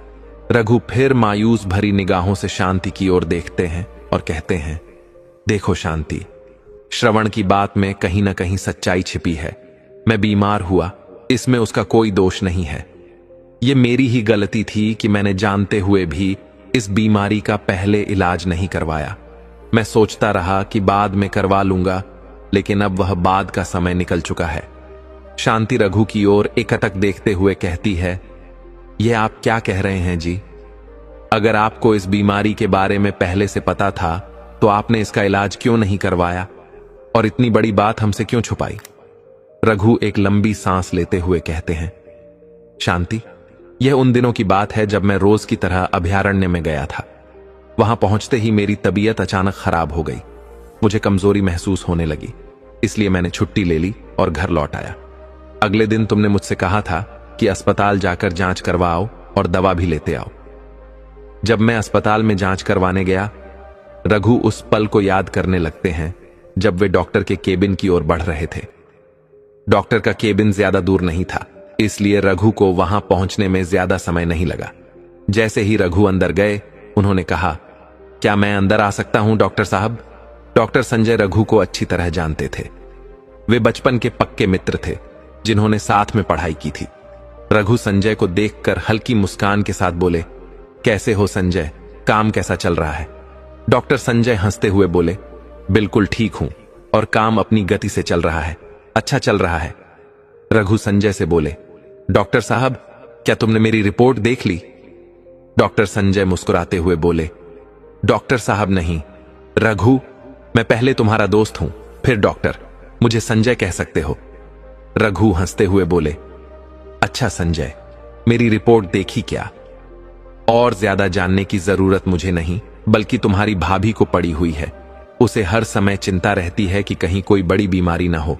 जब तक जांच न करवा लूं, वह परेशान रहती है और मुझे भी परेशान कर देती है। डॉक्टर संजय अब थोड़ा गंभीर हो गए। वे परेशान होकर बोले, भाभी जी बिल्कुल सही कह रही थी रघु, तुम्हें एक गंभीर बीमारी है। रघु हैरानी से बोले, गंभीर बीमारी? बताओ ना, कौन सी? डॉक्टर संजय चुप रहे, सोचने लगे कि उन्हें यह बताना चाहिए या नहीं। रघु बेचैनी से बोले, अरे कुछ तो बोलो, मुझे कौन सी बीमारी है? यूं ही गर्दन झुकाए बैठे रहोगे क्या? डॉक्टर संजय गहरी सांस लेते हुए बोले, रघु, तुम्हें छोटी मोटी बीमारी नहीं बल्कि कैंसर है। रघु यह सुनकर हक्का बक्का रह गए। ये तुम क्या कह रहे हो संजय? तेरा दिमाग तो सही है, मुझे कैंसर कैसे हो सकता है? डॉक्टर संजय ने गंभीरता से कहा, रघु, जब मैंने पहली बार तुम्हारी रिपोर्ट देखी तो मुझे भी यकीन नहीं हुआ, इसलिए मैंने दोबारा जांच करवाई, लेकिन हर बार वही नतीजा आया, तुम्हें कैंसर है। रघु सोच में पड़ गए, फिर बोले, पर मैंने तो सुना है कि कैंसर सिर्फ उन लोगों को होता है जो नशा करते हैं, और तू तो जानता है मैं नशा नहीं करता, फिर मुझे कैंसर कैसे हो गया? डॉक्टर संजय समझाते हुए बोले, रघु, कैंसर सिर्फ नशे से नहीं होता, यह कई कारणों से हो सकता है, जैसे सूरज से निकलने वाली पराबैंगनी किरणें, कुछ वायरस, कुछ विषैले पौधे और जानवर। मुझे लगता है कि चूंकि तुम वन में काम करते हो, शायद वहीं से तुम्हें यह बीमारी लगी हो। रघु अविश्वास में बोले, ऐसा कैसे हो सकता है संजय? डॉक्टर संजय ने कहा, रघु, यह बीमारी अभी अपनी शुरुआती अवस्था में है, इसलिए घबराने की जरूरत नहीं है। अगर तुम इससे बचना चाहते हो तो तुम्हें यह नौकरी छोड़नी पड़ेगी। रघु मुंह बनाते हुए बोले, तू पागल हो गया है क्या संजय? तुझे पता भी है कि मेरा घर इसी नौकरी से चलता है। अगर मैंने नौकरी छोड़ दी तो घर कौन चलाएगा? और वैसे भी मेरा बेटा श्रवण अपनी पढ़ाई पूरी कर रहा है, उसे आगे की पढ़ाई के लिए पैसों की जरूरत पड़ेगी। वह पैसे कहां से आएंगे? डॉक्टर संजय ने गहरी सांस लेते हुए कहा, रघु, अगर तुम नौकरी नहीं छोड़ सकते तो तुम्हें कम से कम 1 महीने के लिए किसी बड़े शहर जाकर इलाज करवाना होगा। अगर अभी इलाज नहीं करवाया तो हालात बिगड़ सकते हैं और फिर यह बीमारी कभी ठीक नहीं होगी। रघु सोच में पड़ जाता है और कुछ नहीं कहता। जब कुछ देर तक वह चुप रहता है तो डॉक्टर संजय ही आगे बोलते हैं, रघु, कहां खो गए? मैं तुमसे बस यह पूछ रहा हूं कि क्या तुम अपना इलाज दूसरे शहर में जाकर करवा लोगे या नहीं? रघु हल्की उदासी के साथ सिर हिलाते हुए कहता है, हां यार, करवा लूंगा इलाज। वैसे जाना कहां पड़ेगा? डॉक्टर संजय कहते हैं, अपने पास के शहर में जाना होगा। रघु कहता है, ठीक है, मैं आज ही जाकर पता कराता हूं। इतना कहकर रघु केबिन से बाहर निकल जाता है और शहर की ओर रवाना हो जाता है। शहर पहुंचकर जब वह अस्पताल में डॉक्टर से मिलता है तो वहां उसे कुछ ऐसा सुनने को मिलता है जिससे वह निराश होकर वापस लौट आता है। रघु अब भी अपने घर से सिर्फ 1 किलोमीटर दूर था। वह पैदल ही अपने घर की ओर बढ़ रहा था। उसे हमेशा पैदल चलना पसंद था, इसलिए उसने रिक्शा या बस नहीं ली। वह लगातार अस्पताल में डॉक्टर से हुई बातचीत के बारे में सोच रहा था। इलाज की फीस बहुत ज्यादा है। अब समझ नहीं आ रहा कि इतने पैसे कहां से लाऊं, और अगर किसी तरह पैसे का इंतजाम भी कर लूं तो शांति को कैसे बताऊंगा? वह पहले से ही हर बात को लेकर बहुत टेंशन लेती है। अगर मैंने इस बीमारी के बारे में उसे बता दिया तो पता नहीं उसका क्या हाल होगा। रघु यह सोच सोचकर चिंता में डूबा जा रहा था। उसे समझ नहीं आ रहा था कि वह शांति से इस बारे में कैसे बात करे और उसे कैसे समझाए। वह अभी घर के करीब ही था, लेकिन मन में हजारों सवाल चल रहे थे। उधर घर में शांति और श्रवण आपस में बात कर रहे थे। श्रवण उत्साहित होकर कहता है, मां, मैं दूसरे शहर जाकर पढ़ाई करना चाहता हूं, क्या आप मुझे वहां भेज देंगी? शांति मुस्कुराकर कहती है, क्यों नहीं बेटा, मैंने कब मना किया। जहां जाना चाहते हो जाओ, जहां पढ़ाई करनी है वहां पढ़ो, पर पहले तुम्हारे पिताजी को तो आने दो। श्रवण खुशी से कहता है, सच मां? शांति हल्की मुस्कान के साथ कहती है, हां बेटा, लेकिन एक बात बताओ, तुम्हें शहर के बाहर ही क्यों पढ़ना है? यहां रहकर क्यों नहीं पढ़ सकते? श्रवण थोड़ा परेशान होकर कहता है, मां, क्योंकि जिस यूनिवर्सिटी में जाकर मुझे डॉक्टर की पढ़ाई करनी है वह यहां नहीं है, वह दूसरे शहर में है, इसलिए मुझे वहां जाना ही होगा। शांति कुछ सोचते हुए कहती है, लेकिन बेटा, जिस यूनिवर्सिटी की तुम बात कर रहे हो वह हमारे ही शहर में भी है, तो तुम वहीं क्यों नहीं पढ़ सकते? श्रवण थोड़ा नाराज होकर कहता है, मां, आप समझ क्यों नहीं रही हैं? इस शहर की यूनिवर्सिटी का उतना नाम नहीं है और मुझे नहीं लगता कि वहां पढ़ाई उतनी अच्छी होती होगी। मुझे अच्छी शिक्षा चाहिए, इसलिए मैं दूसरे शहर जाकर पढ़ाई करना चाहता हूं। शांति और श्रवण की बात अभी चल ही रही थी कि तभी दरवाजे की घंटी बजती है। श्रवण कहता है, मैं देखता हूं मां। कौन है? वह दरवाजा खोलता है तो देखता है कि उसके पिताजी खड़े हैं। श्रवण खुश होकर कहता है, आ गए पिताजी। रघु बिना कुछ बोले अंदर आते हैं और सीधे हॉल में जाकर सोफे पर बैठ जाते हैं। तभी शांति किचन से पानी का गिलास लेकर आती है और रघु को देते हुए कहती है, कैसा रहा आज का दिन? रघु उदास होकर कहता है, आज का दिन बहुत खराब गया शांति। शांति चिंतित होकर बीच में ही बोल पड़ती है, क्या हुआ जी? आप बहुत टेंशन में लग रहे हैं, कोई बात है क्या? रघु गहरी सांस लेकर कहता है, टेंशन तो है शांति, लेकिन क्या करें? सिर्फ चिंता करने से तो कोई समस्या हल नहीं होती। जैसे ही रघु अपनी बात पूरी करता है, श्रवण बीच में बोल पड़ता है, पिताजी, आप मां को समझाइए ना कि वह मुझे दूसरे शहर जाने से रोक रही है। वह कह रही हैं कि मैं यहीं रहकर पढ़ाई पूरी करूं, मुझे बाहर नहीं जाना चाहिए। रघु थोड़ा गंभीर होकर कहता है, तो बेटा, इसमें बुरा मानने वाली क्या बात है? आखिर तुम्हें दूसरे शहर जाने की जरूरत क्यों पड़ रही है? श्रवण कहता है, पिताजी, जिस यूनिवर्सिटी में मुझे पढ़ना है वह हमारे शहर में नहीं है, इसलिए मुझे वहां जाना ही होगा। रघु सोचते हुए कहता है, अच्छा, तो तुम्हारी पढ़ाई के लिए ही तुम्हें दूसरे शहर जाना जरूरी है? श्रवण खुशी से कहता है, हां पिताजी। तो क्या आप मेरा दाखिला वहां करवा देंगे? रघु मुस्कुराते हुए कहता है, क्यों नहीं बेटा, मैं कल ही जाकर उसी यूनिवर्सिटी में बात करूंगा। इतना कहते ही झट से श्रवण अपने पिता के गले लग जाता है और कहता है, आप मेरे सबसे अच्छे पिता हैं।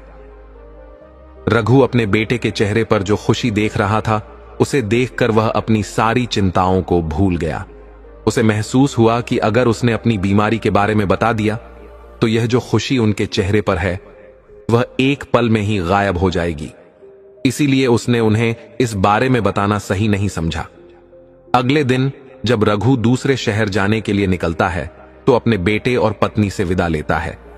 वह जल्दी ही वहां पहुंच जाता है और सीधे यूनिवर्सिटी के ऑफिस में जाता है। वहां पहुंचकर जब वह प्रिंसिपल से मिलता है तो उसे कुछ ऐसा सुनने को मिलता है जिससे वह हैरान रह जाता है। वह खुद से ही सोचता है, अब मुझे एक बड़ा फैसला लेना ही होगा, नहीं तो मेरे बेटे की पढ़ाई नहीं हो पाएगी। बार बार उसके मन में यही सवाल आ रहा था कि अगर उसने श्रवण को यहां एडमिशन दिलवाया तो इलाज के पैसे कहां से आएंगे।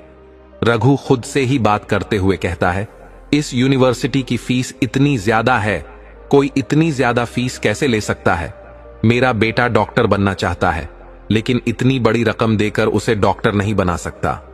अगर मैंने उसे किसी और यूनिवर्सिटी में दाखिला दिला दिया तो वह नाखुश हो जाएगा और शायद उतनी अच्छी तरह पढ़ाई भी न कर पाए। रघु यह सोच सोचकर परेशान होता जा रहा था। अगर मैंने श्रवण की पढ़ाई के लिए पैसे खर्च कर दिए तो मैं अपने इलाज के लिए कुछ नहीं कर पाऊंगा और अगर मैंने अपना इलाज करवाया तो बेटे का भविष्य अधूरा रह जाएगा। अब मैं करूं तो क्या करूं? रघु इसी सोच में डूबा हुआ था। एक बार तो उसने सोचा कि वह अपना इलाज करवा ले और श्रवण को किसी दूसरी यूनिवर्सिटी में दाखिला दिलवा दे, लेकिन अगले ही पल उसे एहसास हुआ कि नहीं, मैं एक पिता हूं, अपनी जान बचाने के चक्कर में अपने बेटे के भविष्य को कैसे खराब कर सकता हूं। आखिरकार उसने एक बड़ा फैसला कर लिया। रघु खुद से कहता है, मैं अपने बेटे के लिए इतना खुदगर्ज कैसे हो सकता हूं?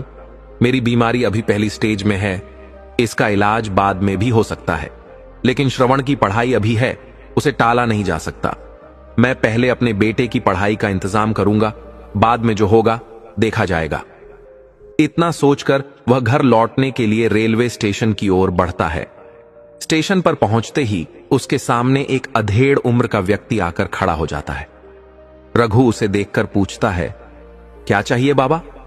वह आदमी कोई और नहीं बल्कि वही कुल्ली था जिससे आगे चलकर श्रवण भी मिलने वाला था।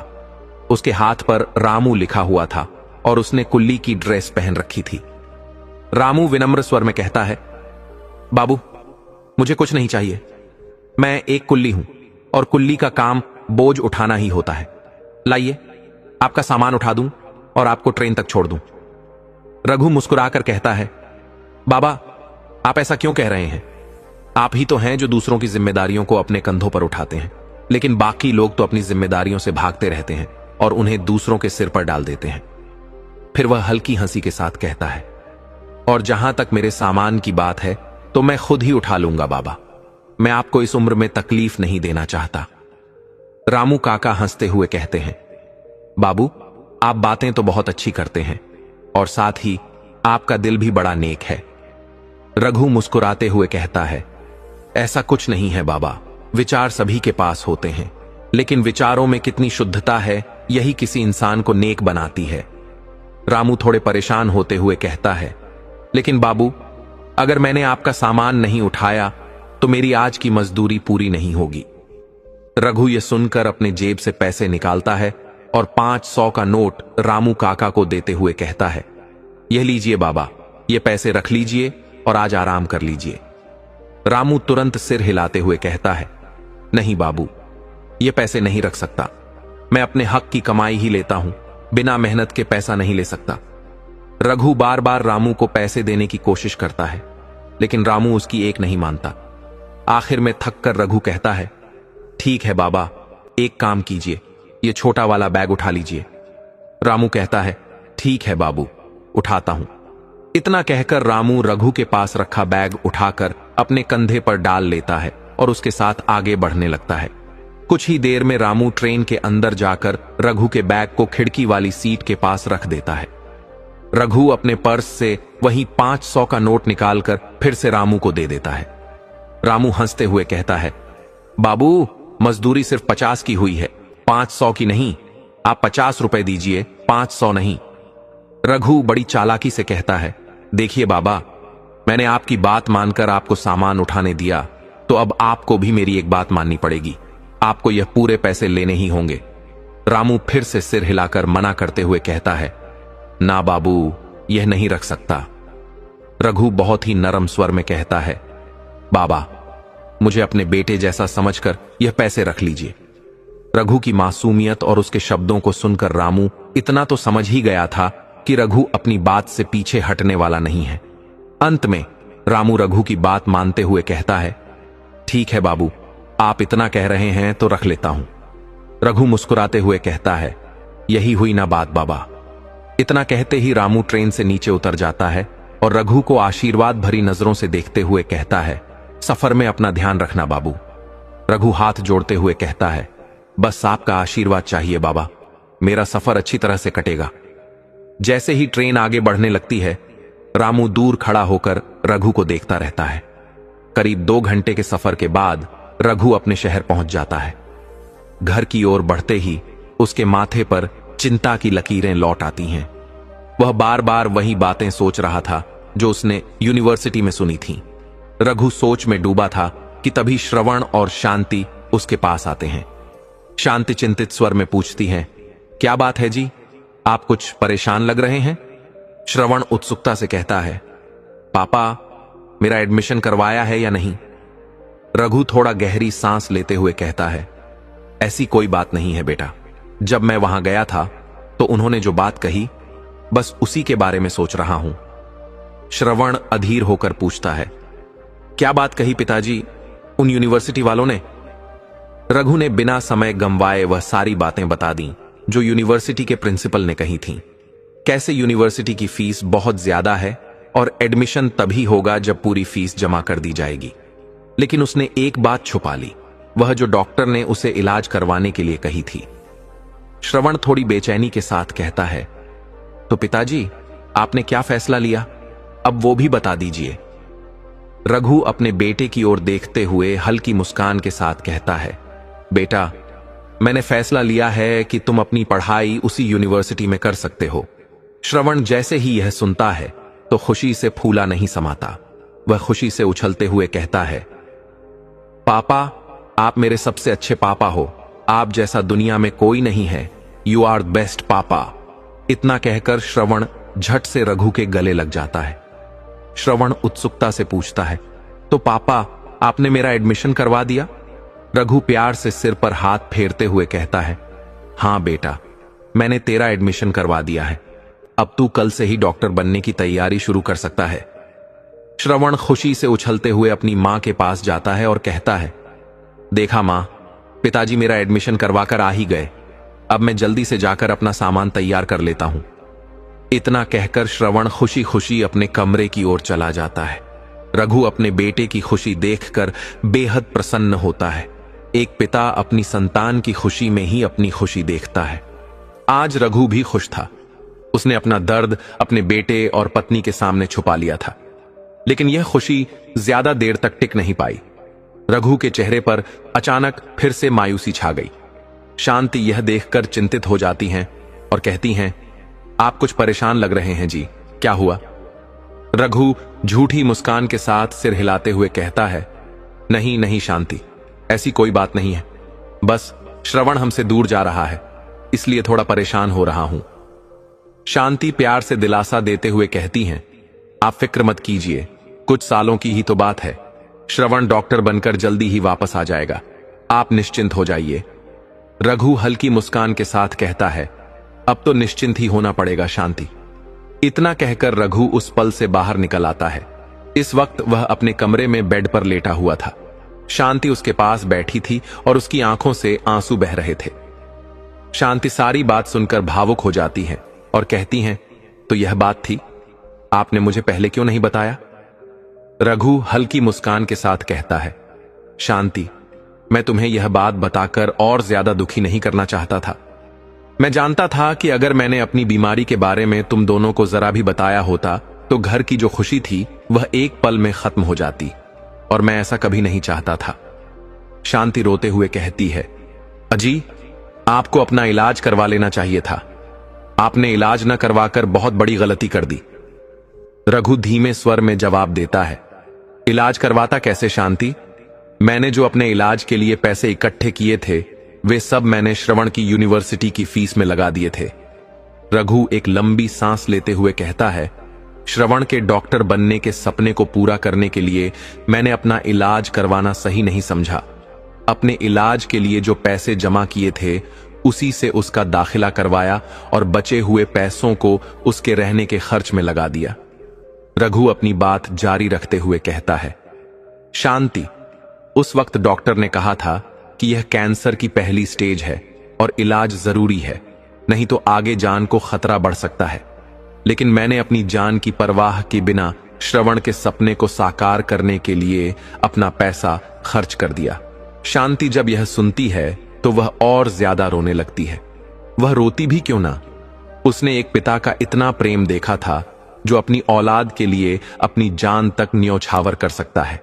पिता का प्रेम ऐसा ही होता है, वह दिखता नहीं पर सबसे गहरा होता है। रघु ने भी अपने बेटे के भविष्य के लिए अपने जीवन का मोह छोड़ दिया था। अक्सर पिता होते ही ऐसे हैं, वे अपने बच्चों को सफल बनाने के लिए अपने सपनों की आहुति दे देते हैं और उन्हीं के सपनों में अपनी खुशी खोजते हैं। आज शायद रघु ने भी अपनी जिंदगी देकर श्रवण की जिंदगी बना दी थी। शांति की आंखों से आंसू रुकने का नाम नहीं ले रहे थे। रघु के दर्द के साथ वह रात गुजर गई। जैसा कि श्रवण ने कहा था, अब वह अपने पिता की दवाइयों पर एक भी पैसा खर्च नहीं करेगा। अब उसने उनकी दवाइयों का ध्यान रखना भी छोड़ दिया था। पहले वह रोज अपने पिता से मिलने आता था, लेकिन अब उसने मिलना भी बंद कर दिया था। इधर रघु की तबीयत लगातार बिगड़ती जा रही थी। एक पिता अपने बच्चों के सहारे ही अपनी जिंदगी जीता है। उसे उम्मीद होती है कि एक दिन उसका बेटा उसे इस बुरे दौर से बाहर निकालेगा, लेकिन रघु का वह सहारा अब छूट चुका था। उसका बेटा अब पहले जैसा बेटा नहीं रहा था। रघु ने जीने की उम्मीद ही छोड़ दी थी। शांति उसका पूरा ख्याल रख रही थी, लेकिन बिना दवाइयों के वह बेचारी कर भी क्या सकती थी। समय बीतता गया और 2 हफ्ते निकल गए। रघु की हालत अब पहले से ज्यादा खराब हो चुकी थी। वह मानो अपनी आखिरी सांसें गिन रहा था। शांति बची हुई दवाइयां उसे दे रही थीं, लेकिन अब वे भी खत्म होने वाली थीं। एक रात रघु की तबीयत बहुत ज्यादा बिगड़ गई। वह ठीक से सांस भी नहीं ले पा रहा था, मानो उसकी जिंदगी अब उसका साथ छोड़ रही हो। शांति घबराकर रघु के पास आई और बोली, क्या हुआ जी आपको? रघु कुछ नहीं कहता, बस सांस लेने की कोशिश करता है। ऐसा लग रहा था जैसे उसे सांस लेने में तकलीफ हो रही हो। शांति टेबल पर रखी दवाइयों की तरफ देखती है और पाती है कि सारी दवाइयां खत्म हो चुकी हैं। वह तुरंत रघु की तरफ देखती है और कहती है, आपकी दवाइयां खत्म हो गई हैं, जल्दी चलिए, आपको अस्पताल ले चलती हूं। रघु दर्द भरी आवाज में कहता है, नहीं शांति, रहने दो। अब मैं तुम लोगों पर और बोझ नहीं बन सकता। मुझे लगता है कि मेरा आखिरी समय आ गया है। शांति रोते हुए कहती है, आप ऐसा क्यों बोल रहे हैं जी? आपको कुछ नहीं होगा, आप ठीक हो जाएंगे। रघु कराहते हुए कहता है, शांति, मुझसे एक वादा करो। शांति रोते हुए पूछती है, कैसा वादा जी? किस वादे की बात कर रहे हैं आप? रघु धीरे से कहता है, यही कि मेरे जाने के बाद तुम सबका ख्याल रखोगी। शांति हिचकिचाते हुए कहती है, आप ये कैसी बातें कर रहे हैं जी? चलिए मेरे साथ अस्पताल, कोई देर नहीं हुई है। रघु कमजोर आवाज में कहता है, शांति, अब देर हो चुकी है। अब तुम मुझसे वादा करो कि मेरे जाने के बाद तुम सबका ख्याल रखोगी। शांति रोते हुए कुछ नहीं कह पाती, बस रघु को देखती रहती है। रघु के चेहरे पर अब एक अजीब सी शांति थी। शांति कांपते हाथों से रघु का हाथ पकड़ती है और कहती है, मैं वादा करती हूं जी, मैं सबका ख्याल रखूंगी। जैसे ही शांति यह वादा करती है, रघु की सांसें धीमी होने लगती हैं। कुछ पल बाद उसकी सांसें पूरी तरह थम जाती हैं। उसका शरीर ठंडा पड़ने लगता है। जो आंसू उसकी आंखों से बहने वाले थे, वे उसकी आंखों में ही थम गए। शांति जब रघु को शांत देखती है तो वह उसे हिलाने लगती है।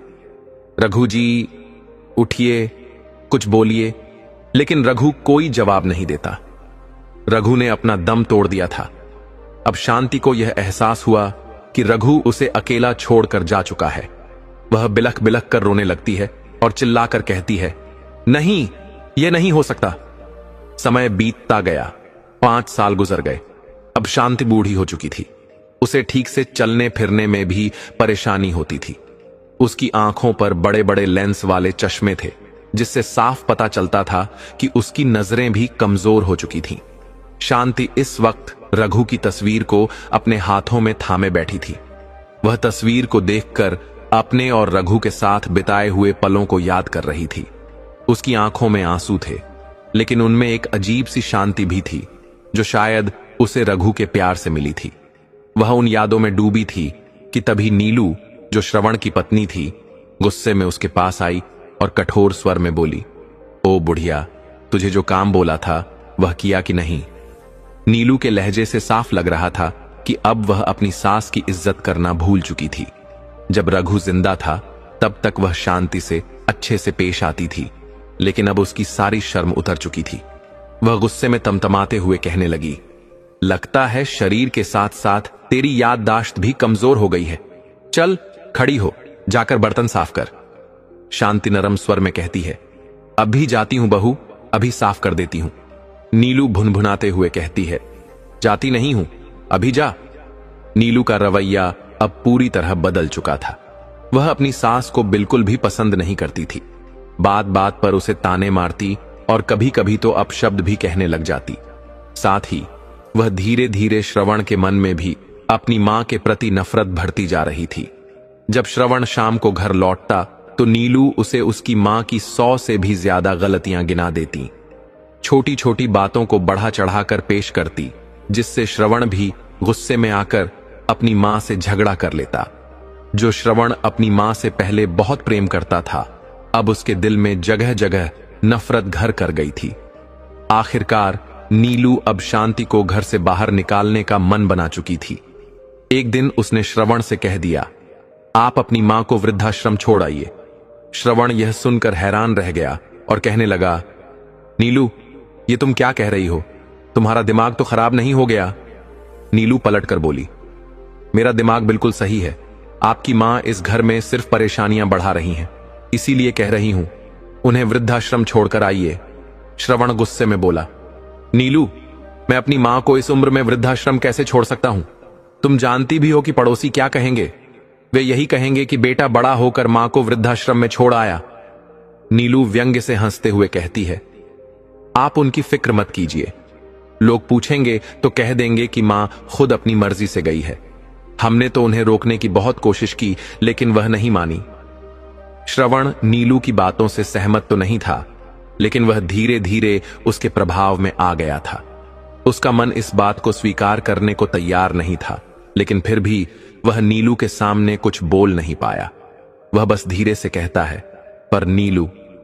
इससे पहले कि वह अपनी बात पूरी करता, नीलू बीच में ही बोल पड़ी, परवर कुछ नहीं श्रवण, अब इस घर में या तो मैं रहूंगी या आपकी मां, यही मेरा आखिरी फैसला है। श्रवण दुविधा में पड़ गया। वह बहुत सोचने लगा कि आखिर करे तो क्या करे। काफी देर सोचने के बाद वह गहरी सांस लेते हुए कहता है, ठीक है नीलू, अगर तुम्हारी यही मर्जी है तो मैं कल ही मां को वृद्धाश्रम छोड़ आऊंगा। अगले दिन श्रवण पूरी तरह अपना इरादा पक्का कर लेता है। वह अपनी मां को वृद्धाश्रम ले जाने की योजना बना लेता है और एक बहाना बनाकर उन्हें साथ ले जाने के लिए आता है। जैसे ही वह अपनी मां के कमरे की ओर 2-3 कदम बढ़ाता है, नीलू उसके पास आ जाती है। उसके हाथ में एक कपड़ों की पोटली थी। नीलू वह पोटली श्रवण को पकड़ाते हुए कहती है, लीजिए, आपकी मां के कपड़े, इन्हें भी साथ ले जाइए। श्रवण कपड़ों की पोटली हाथ में लेते हुए कहता है, ठीक है नीलू। वह पोटली गाड़ी की डिग्गी में रख देता है और वापस अपनी मां के कमरे की ओर बढ़ता है।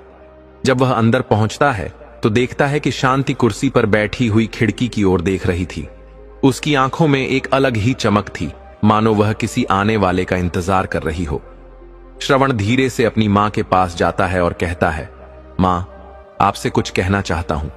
शांति प्यार से कहती है, बोलो बेटा, क्या कहना चाहते हो?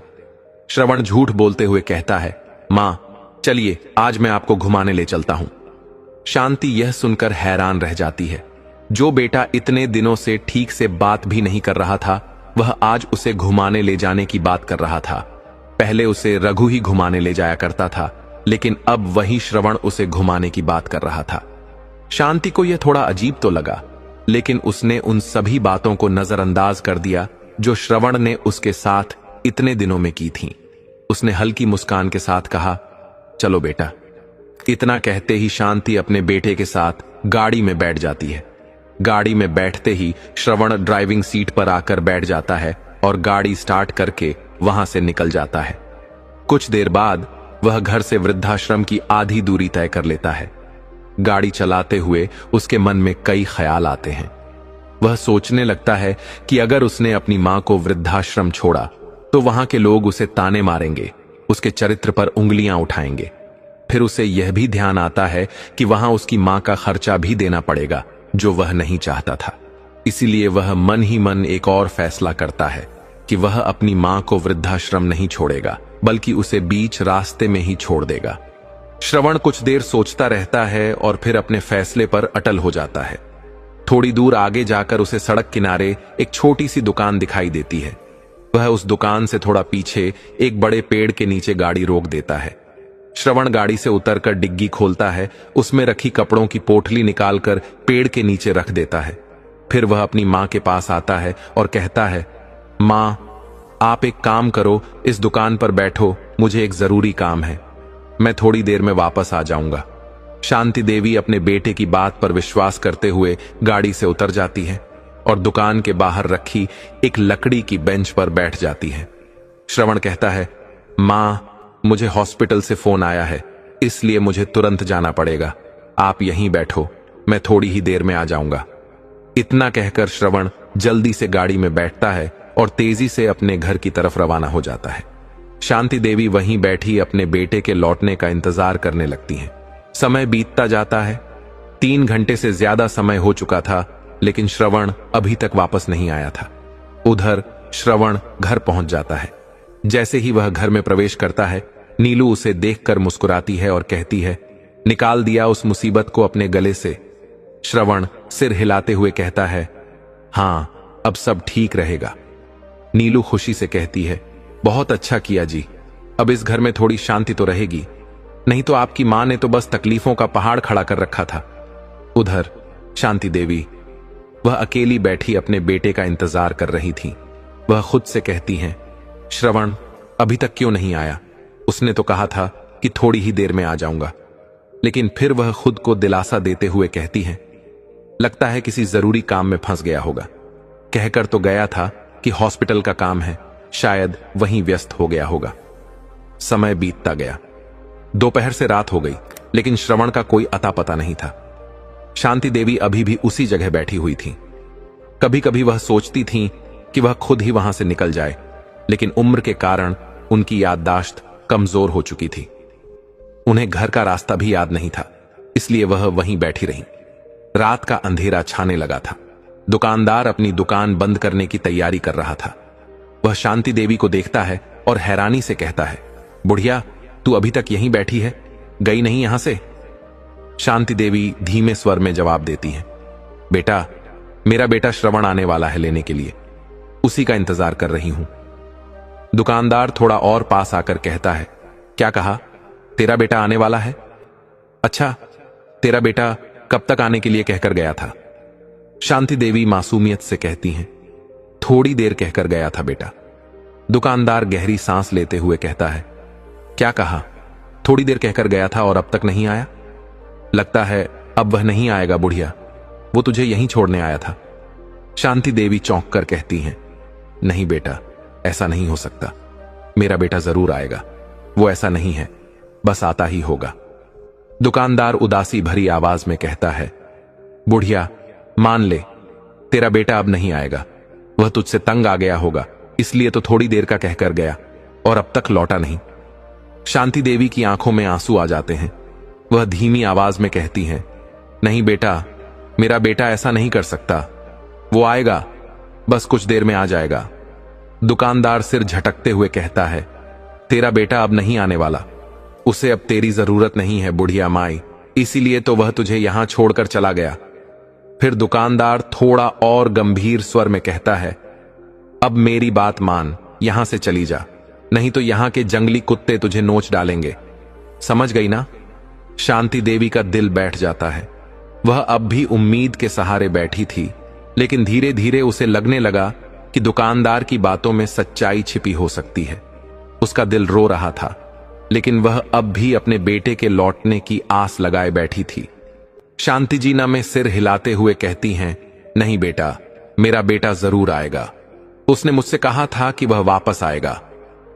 दुकानदार लंबी सांस लेते हुए कहता है, मेरा तो काम तुझे समझाना था बुढ़िया माई, लेकिन तेरी यही इच्छा है तो बैठी रह, इंतजार करती रह, मैं तो चलता हूं, अब मेरे सोने का समय हो गया है। इतना कहकर दुकानदार दुकान बंद करता है और वहां से चला जाता है। शांति जी कुछ देर और बैठी रहती हैं। वह बार बार उस रास्ते की ओर देखती हैं जहां से श्रवण गाड़ी लेकर गया था। कुछ ही देर में उसकी नजर उस पेड़ के नीचे जाती है जहां श्रवण ने गाड़ी रोकी थी। वह देखती हैं कि वहां एक पोटली पड़ी हुई है। शांति जी सोचती हैं, अरे यह तो वही पोटली है जो श्रवण ने गाड़ी की डिग्गी से उतारी थी, मैंने खुद देखा था गाड़ी के शीशे से। शांति जी धीरे धीरे चलते हुए उस पोटली के पास पहुंचती है। वह झुककर उसे खोलती है और देखती हैं कि उसमें उनके अपने कपड़े रखे हैं। साथ ही उसमें उनके पति रघु की फोटो भी थी। यह देखकर शांति जी का दिल बैठ जाता है। अब उन्हें पूरा यकीन हो जाता है कि वह दुकानदार सच कह रहा था। उनका बेटा उन्हें छोड़ने ही आया था।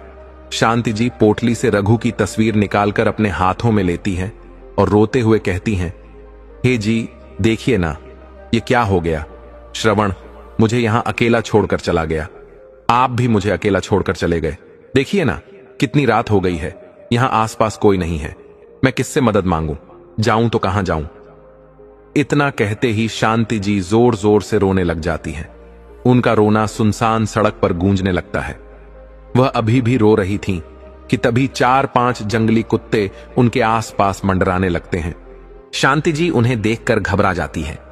वह डरते हुए कहती हैं, अरे ये कुत्ते मेरी तरफ क्यों बढ़ रहे हैं?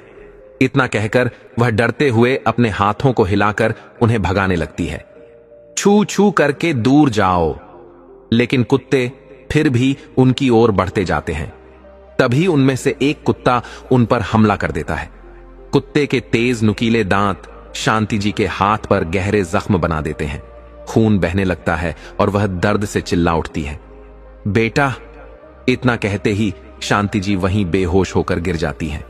रात धीरे धीरे खत्म हो जाती है। अगली सुबह शांति जी को होश आता है।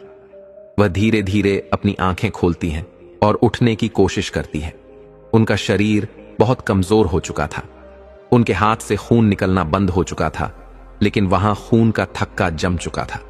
शांति जी दर्द से कराहती हुई उठती हैं और कहती हैं, श्रवण, श्रवण। वह चारों तरफ देखती हैं, लेकिन वहां कोई नहीं था, न उनका बेटा और न उनका घर। अब वह बिल्कुल अकेली थीं। शांति जी की आंखों से आंसू टपकने लगते हैं। वह अपनी कमजोर आवाज में भगवान को पुकारती हैं, हे भगवान, भगवान, मैंने क्या गलती की थी जो आज मुझे दर दर की ठोकरें खाने के लिए छोड़ दिया? हे भगवान, आपसे विनती करती हूं, मुझे इस हालत में छोड़ने से अच्छा था कि आप मुझे अपने पास बुला लेते। इतना कहकर शांति जी जोर जोर से रोने लग जाती हैं। वह रोते रोते फिर से जमीन पर बैठ जाती है। दूसरी तरफ अपने घर में श्रवण अपने कमरे में बैठा था। वह कोई फाइल ढूंढ रहा था। फाइल ढूंढते हुए वह अपनी अलमारी खोलता है। अलमारी में उसे एक पुरानी डायरी मिलती है। वह डायरी देखकर हैरान रह जाता है। यह डायरी उसके पिता रघु की थी।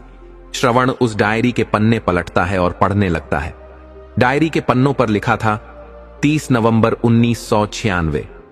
आज का दिन कुछ अलग ही हाल बयान कर रहा है। प्रकृति में जैसे एक अलग ही उमंग छाई हो। ऐसे लम्हों में कौन नहीं जीना चाहेगा। मेरा दिन ही मेरे हाल को बयान कर देता है। लेकिन ना जाने क्यों एक अजीब सी खामोशी मेरे मन में हलचल पैदा कर रही है। मैं जब इस बेचैनी का कारण तलाशता हूं तो पाता हूं कि इसकी वजह मेरी पत्नी शांति है। यूं तो वह हमेशा खुश रहती है, लेकिन कभी कभी उसकी आंखों में मायूसी झलकती है। जब भी वह उदास होती है तो मैं उसे अपने साथ अभयारण्य ले जाता हूं ताकि उसका मन बहल जाए। आज भी मैंने यही किया। मैं शांति को उसके दुखों से निकालने के लिए उसे अभयारण्य लेकर आया था। लेकिन आज उसकी मायूसी किसी सौतन की तरह उसका पीछा नहीं छोड़ रही थी।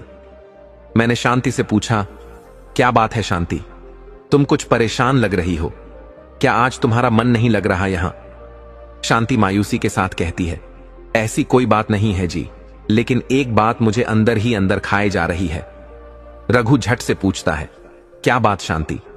कौन सी बात तुम्हें इतनी टेंशन दे रही है जो तुम्हारे मन को बेचैन कर रही है? शांति रघु की ओर देखते हुए कहती है, वो बात यह है जी, हमारी शादी को कितने साल हो गए हैं, लेकिन हमारे घर कोई संतान नहीं आई।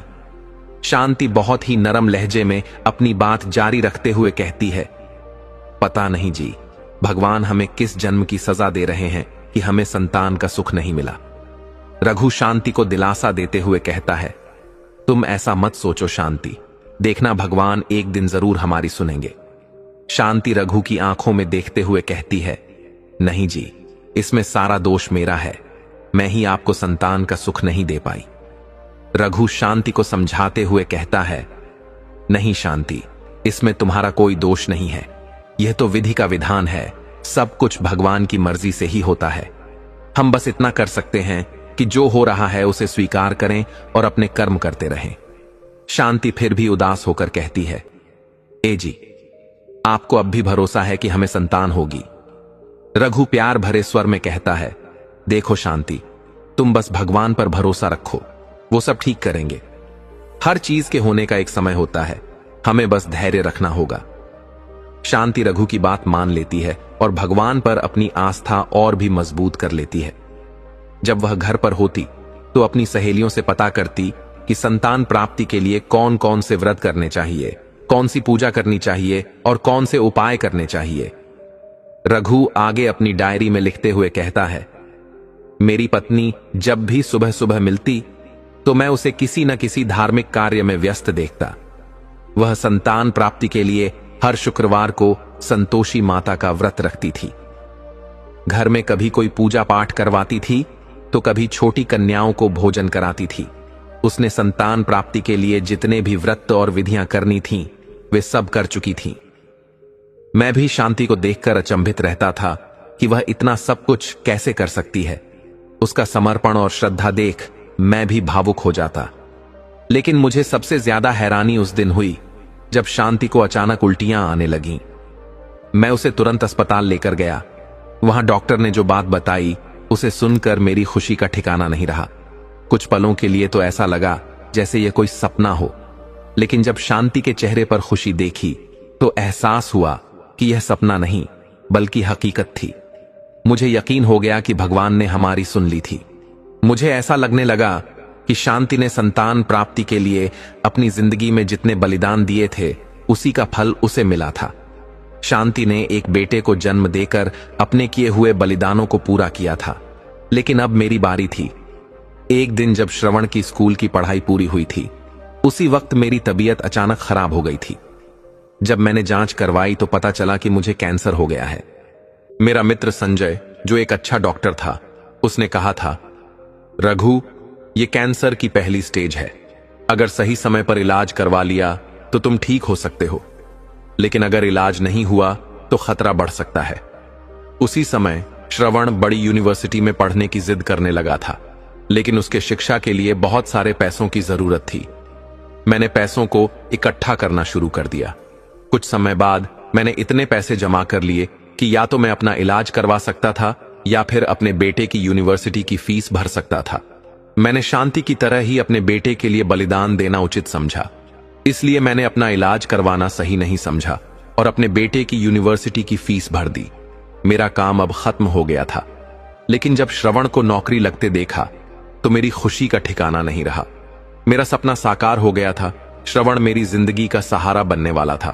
उस कुल्ली ने बिल्कुल सही कहा था जब मैं शहर गया था और उसने मुझसे कहा था, बाबू, आपका बेटा भी आपकी तरह सर्वगुण संपन्न होगा।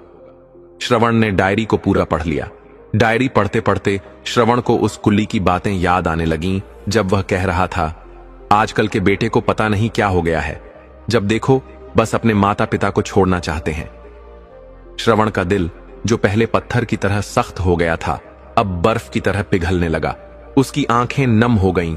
वह मन ही मन रोने लगा। वह पछतावा करने लगा। अब उसे समझ में आ गया था कि जिन माता पिता को वह परेशानियों का कारण समझता था, वे तो दोषी थे ही नहीं, बल्कि असल दोषी तो वह खुद था। श्रवण खुद से कहता है, कैसा बेटा हूं मैं। अपने पिता के अंतिम समय में भी उनका सहारा नहीं बन सका और न ही अपनी मां को अपने साथ रख सका। श्रवण हड़बड़ाते हुए उठता है और कहता है, अभी देर नहीं हुई है, मुझे अपनी मां को वापस लाना होगा। इतना कहकर श्रवण घबराए हुए अपने कमरे से बाहर निकलता है और अपनी गाड़ी की चाबी ढूंढने लगता है। श्रवण को ऐसा करते देख उसकी पत्नी नीलू कहती है, ये क्या कर रहे हो जी आप, और इतने घबराए हुए क्यों हो? श्रवण कहता है, गलती हो गई नीलू, मुझसे बहुत बड़ी गलती हो गई। नीलू चौंक कर कहती है, गलती हो गई, पर क्या? श्रवण रोते हुए कहता है, यही कि मैं अपने माता पिता के प्यार को नहीं समझ पाया। मैंने इन्हीं हाथों से अपने पिता की दवाई बंद करवा दी और उनकी जान ले ली, और अब अपनी मां को भी घर से निकाल दिया। लेकिन अब मैं अपनी इस गलती को सुधारूंगा। नीलू मुंह बनाते हुए कहती है, क्या गलती सुधारोगे? पर कैसे? श्रवण झट से जवाब देता है, अपनी मां को वापस लाकर। नीलू गुस्से में कहती है, क्या कहा? श्रवण दृढ़ता से कहता है, मैं अपनी मां को वापस लाऊंगा। नीलू गुस्से में चिल्लाते हुए कहती है, क्या कहा आपने? आप उस बुढ़िया को घर वापस लाने वाले हो? श्रवण हां में सिर हिलाते हुए कहता है, हां नीलू, मैं अपनी मां को और दुखी नहीं देख सकता, मैं उन्हें वापस लाऊंगा। नीलू गुस्से में चिढ़कर कहती है, देख लीजिए, अगर आप उस बुढ़िया को घर में लेकर आए तो मैं इस घर में एक पल भी नहीं रहूंगी। वैसे भी उस बुढ़िया ने घर में रहकर तंग किया है, अब घर से निकलकर भी परेशान कर रही है। इससे तो अच्छा है कि वह मर ही जाए। जैसे ही श्रवण नीलू के मुंह से यह बात सुनता है, उसका गुस्से से खून खौल उठता है। गुस्से में उसका चेहरा लाल हो जाता है। वह आवेश में आकर नीलू को एक जोरदार तमाचा जड़ देता है। श्रवण गुस्से में दहाड़ते हुए कहता है, तुम्हारी यह हिम्मत कैसे हुई मेरी मां के बारे में ऐसा कहने की? तुम क्या घर से जाओगी? मैं खुद तुम्हें बाहर निकाल दूंगा। इतना कहते ही श्रवण नीलू का हाथ पकड़ता है और उसे घर से बाहर खींचने लगता है। नीलू रोते हुए गिड़गिड़ाती है, मुझे माफ कर दीजिए, मुझसे बहुत बड़ी गलती हो गई, मुझे ऐसा नहीं करना चाहिए था।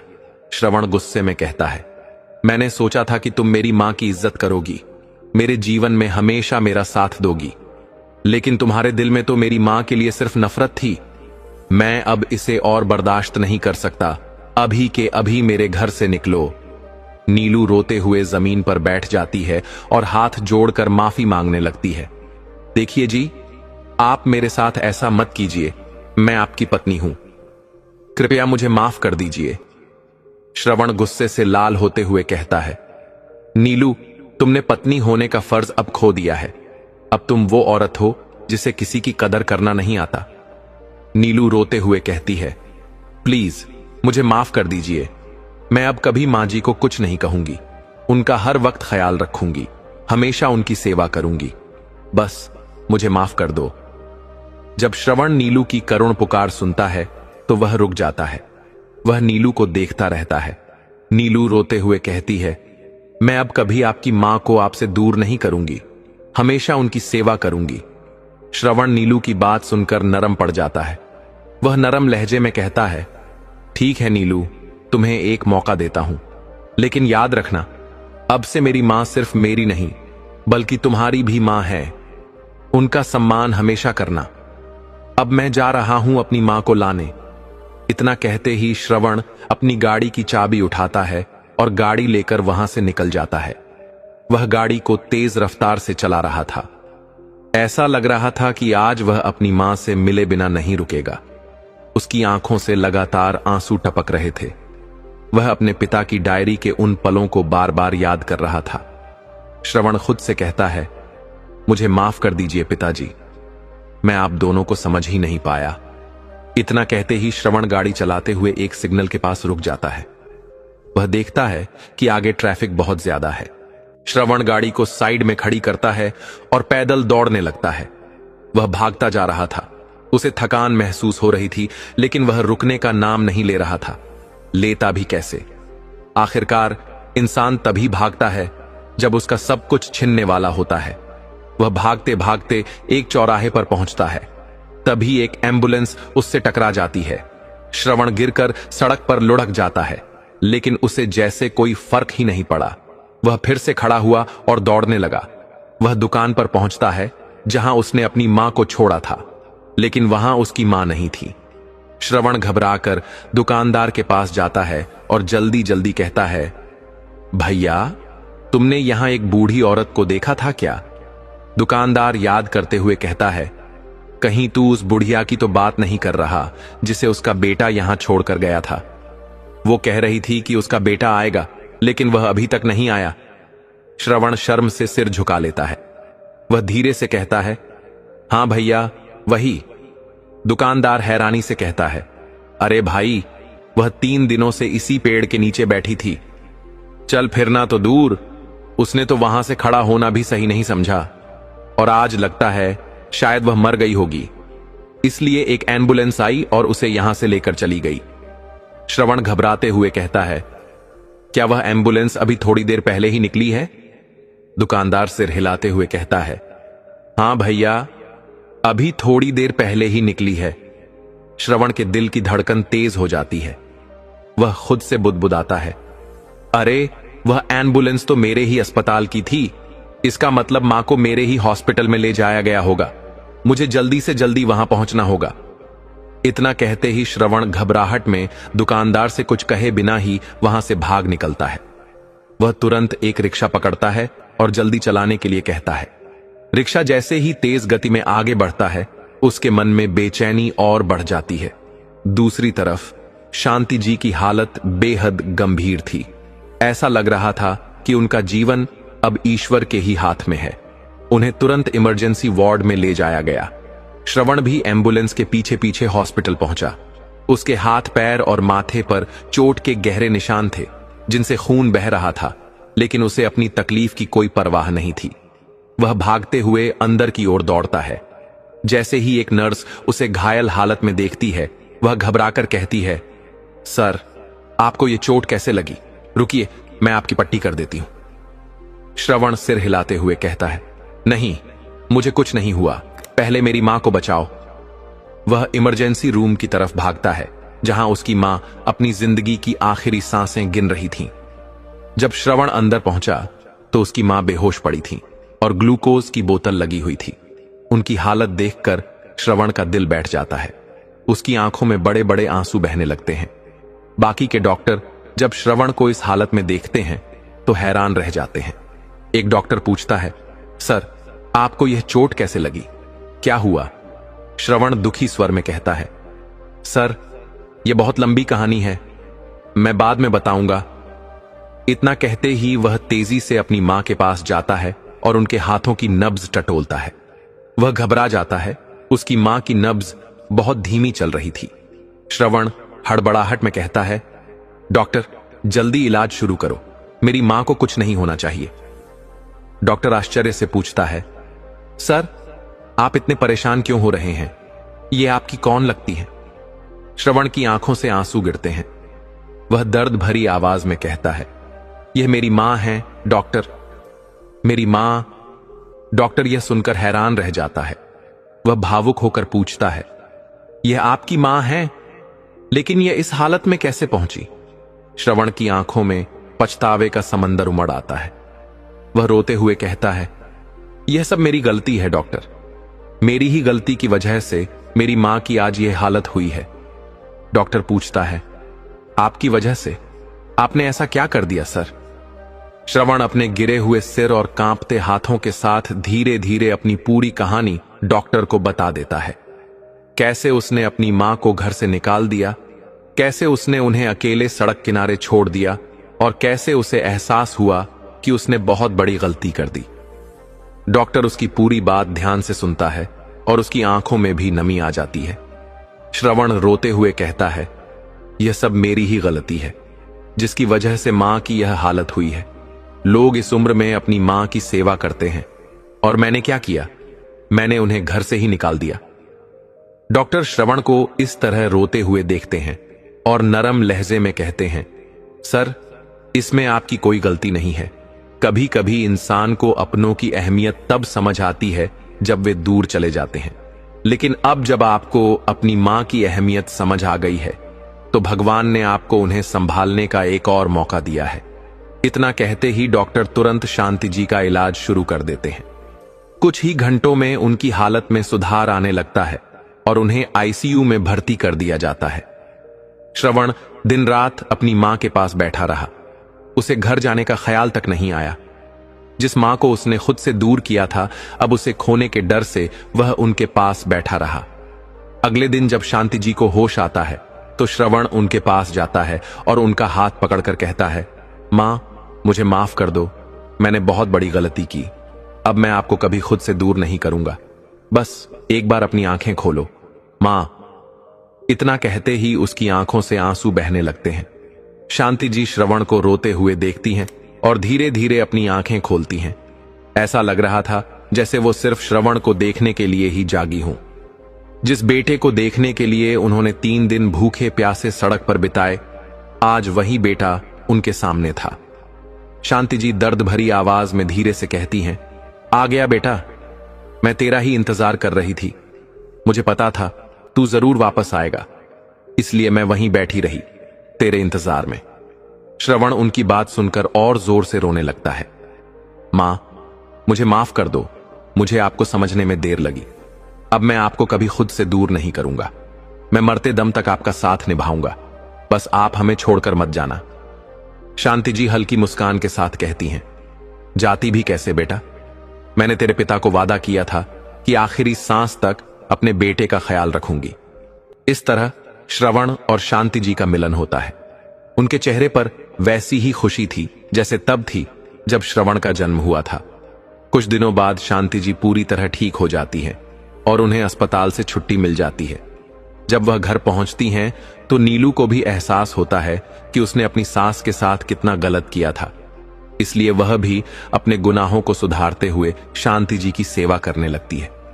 शांति जी के जीवन में फिर से खुशियां लौट आईं, लेकिन एक कमी हमेशा बनी रही, रघु की कमी। हमारी नियति भी कुछ ऐसी ही होती है, कुछ पाने के लिए हमें कुछ खोना पड़ता है। शांति जी ने रघु को खो दिया, लेकिन अपने बेटे को वापस पा लिया। इस कहानी से हमें क्या सीख मिलती है? जीवन में कई बार बुरा समय आता है, लेकिन इसका मतलब यह नहीं कि वो हमेशा रहेगा। हर अंधेरी रात के बाद एक नई सुबह होती है। कभी भी अपने माता पिता को घर से मत निकालो। वृद्धाश्रम भेजने जैसा कदम उठाने से पहले उनके बलिदानों को याद करो। जो माता पिता हमारे लिए अपनी पूरी जिंदगी न्यौछावर कर देते हैं, उनके आखिरी समय में हमारा भी फर्ज बनता है कि हम उनका सहारा बने। मां, भगवान का सबसे सुंदर रूप। मां के बिना जीवन अधूरा होता है। मां ही होती है जो बच्चे को जन्म देती है, उसे पालती है और अपने आखिरी समय तक उसकी चिंता करती है। इस दुनिया में 4 माताएं होती हैं। 1, जन्म देने वाली मां, जो हमें 9 महीने कोख में रखती है और अपने खून से सींचकर जन्म देती है। 2, धरती माता, जो हमें पालती है, हमारा भार सहन करती है। 3, गौ माता, जो हमें अपने दूध से पोषण देती है। 4, गंगा मैया, जो हमें मोक्ष प्रदान करती है। दर्शक बंधु, यह कथा अभी यही समाप्त नहीं होती। अब हम जानेंगे कि कार्तिक मास में प्रभु श्री राम की यह दिव्य कथा सुन लो। जीवन में कभी दुख नहीं रहेगा। मित्रों, आज कार्तिक मास का पवित्र समय चल रहा है, जब हर श्वास में भगवान की भक्ति बस जाती है। कहा गया है, कार्तिक मासे कृतम स्नानम सर्व पाप प्रणाशनम। इस दिव्य मास में यदि प्रभु श्री राम की कथा सुनी जाए तो जीवन के सभी दुख और क्लेश मिट जाते हैं। अब मैं आपको सुनाने जा रहा हूं प्रभु श्री राम की एक ऐसी अद्भुत कथा जो सुनने मात्र से हृदय निर्मल हो जाता है। अयोध्या में जब प्रभु श्री राम राज्याभिषेक के पश्चात सबको आनंद देने लगे, एक दिन मां सीता ने प्रभु से पूछा, प्रभु, आपने वनवास में अनेक दुख सहे, परंतु कभी क्रोधित क्यों नहीं हुए? प्रभु मुस्कुराए और बोले, सीते, दुख तो उस व्यक्ति को होता है जो स्वयं को देह मानता है, परंतु जो जान ले कि सब ईश्वर की लीला है, उसे दुख छू भी नहीं सकता।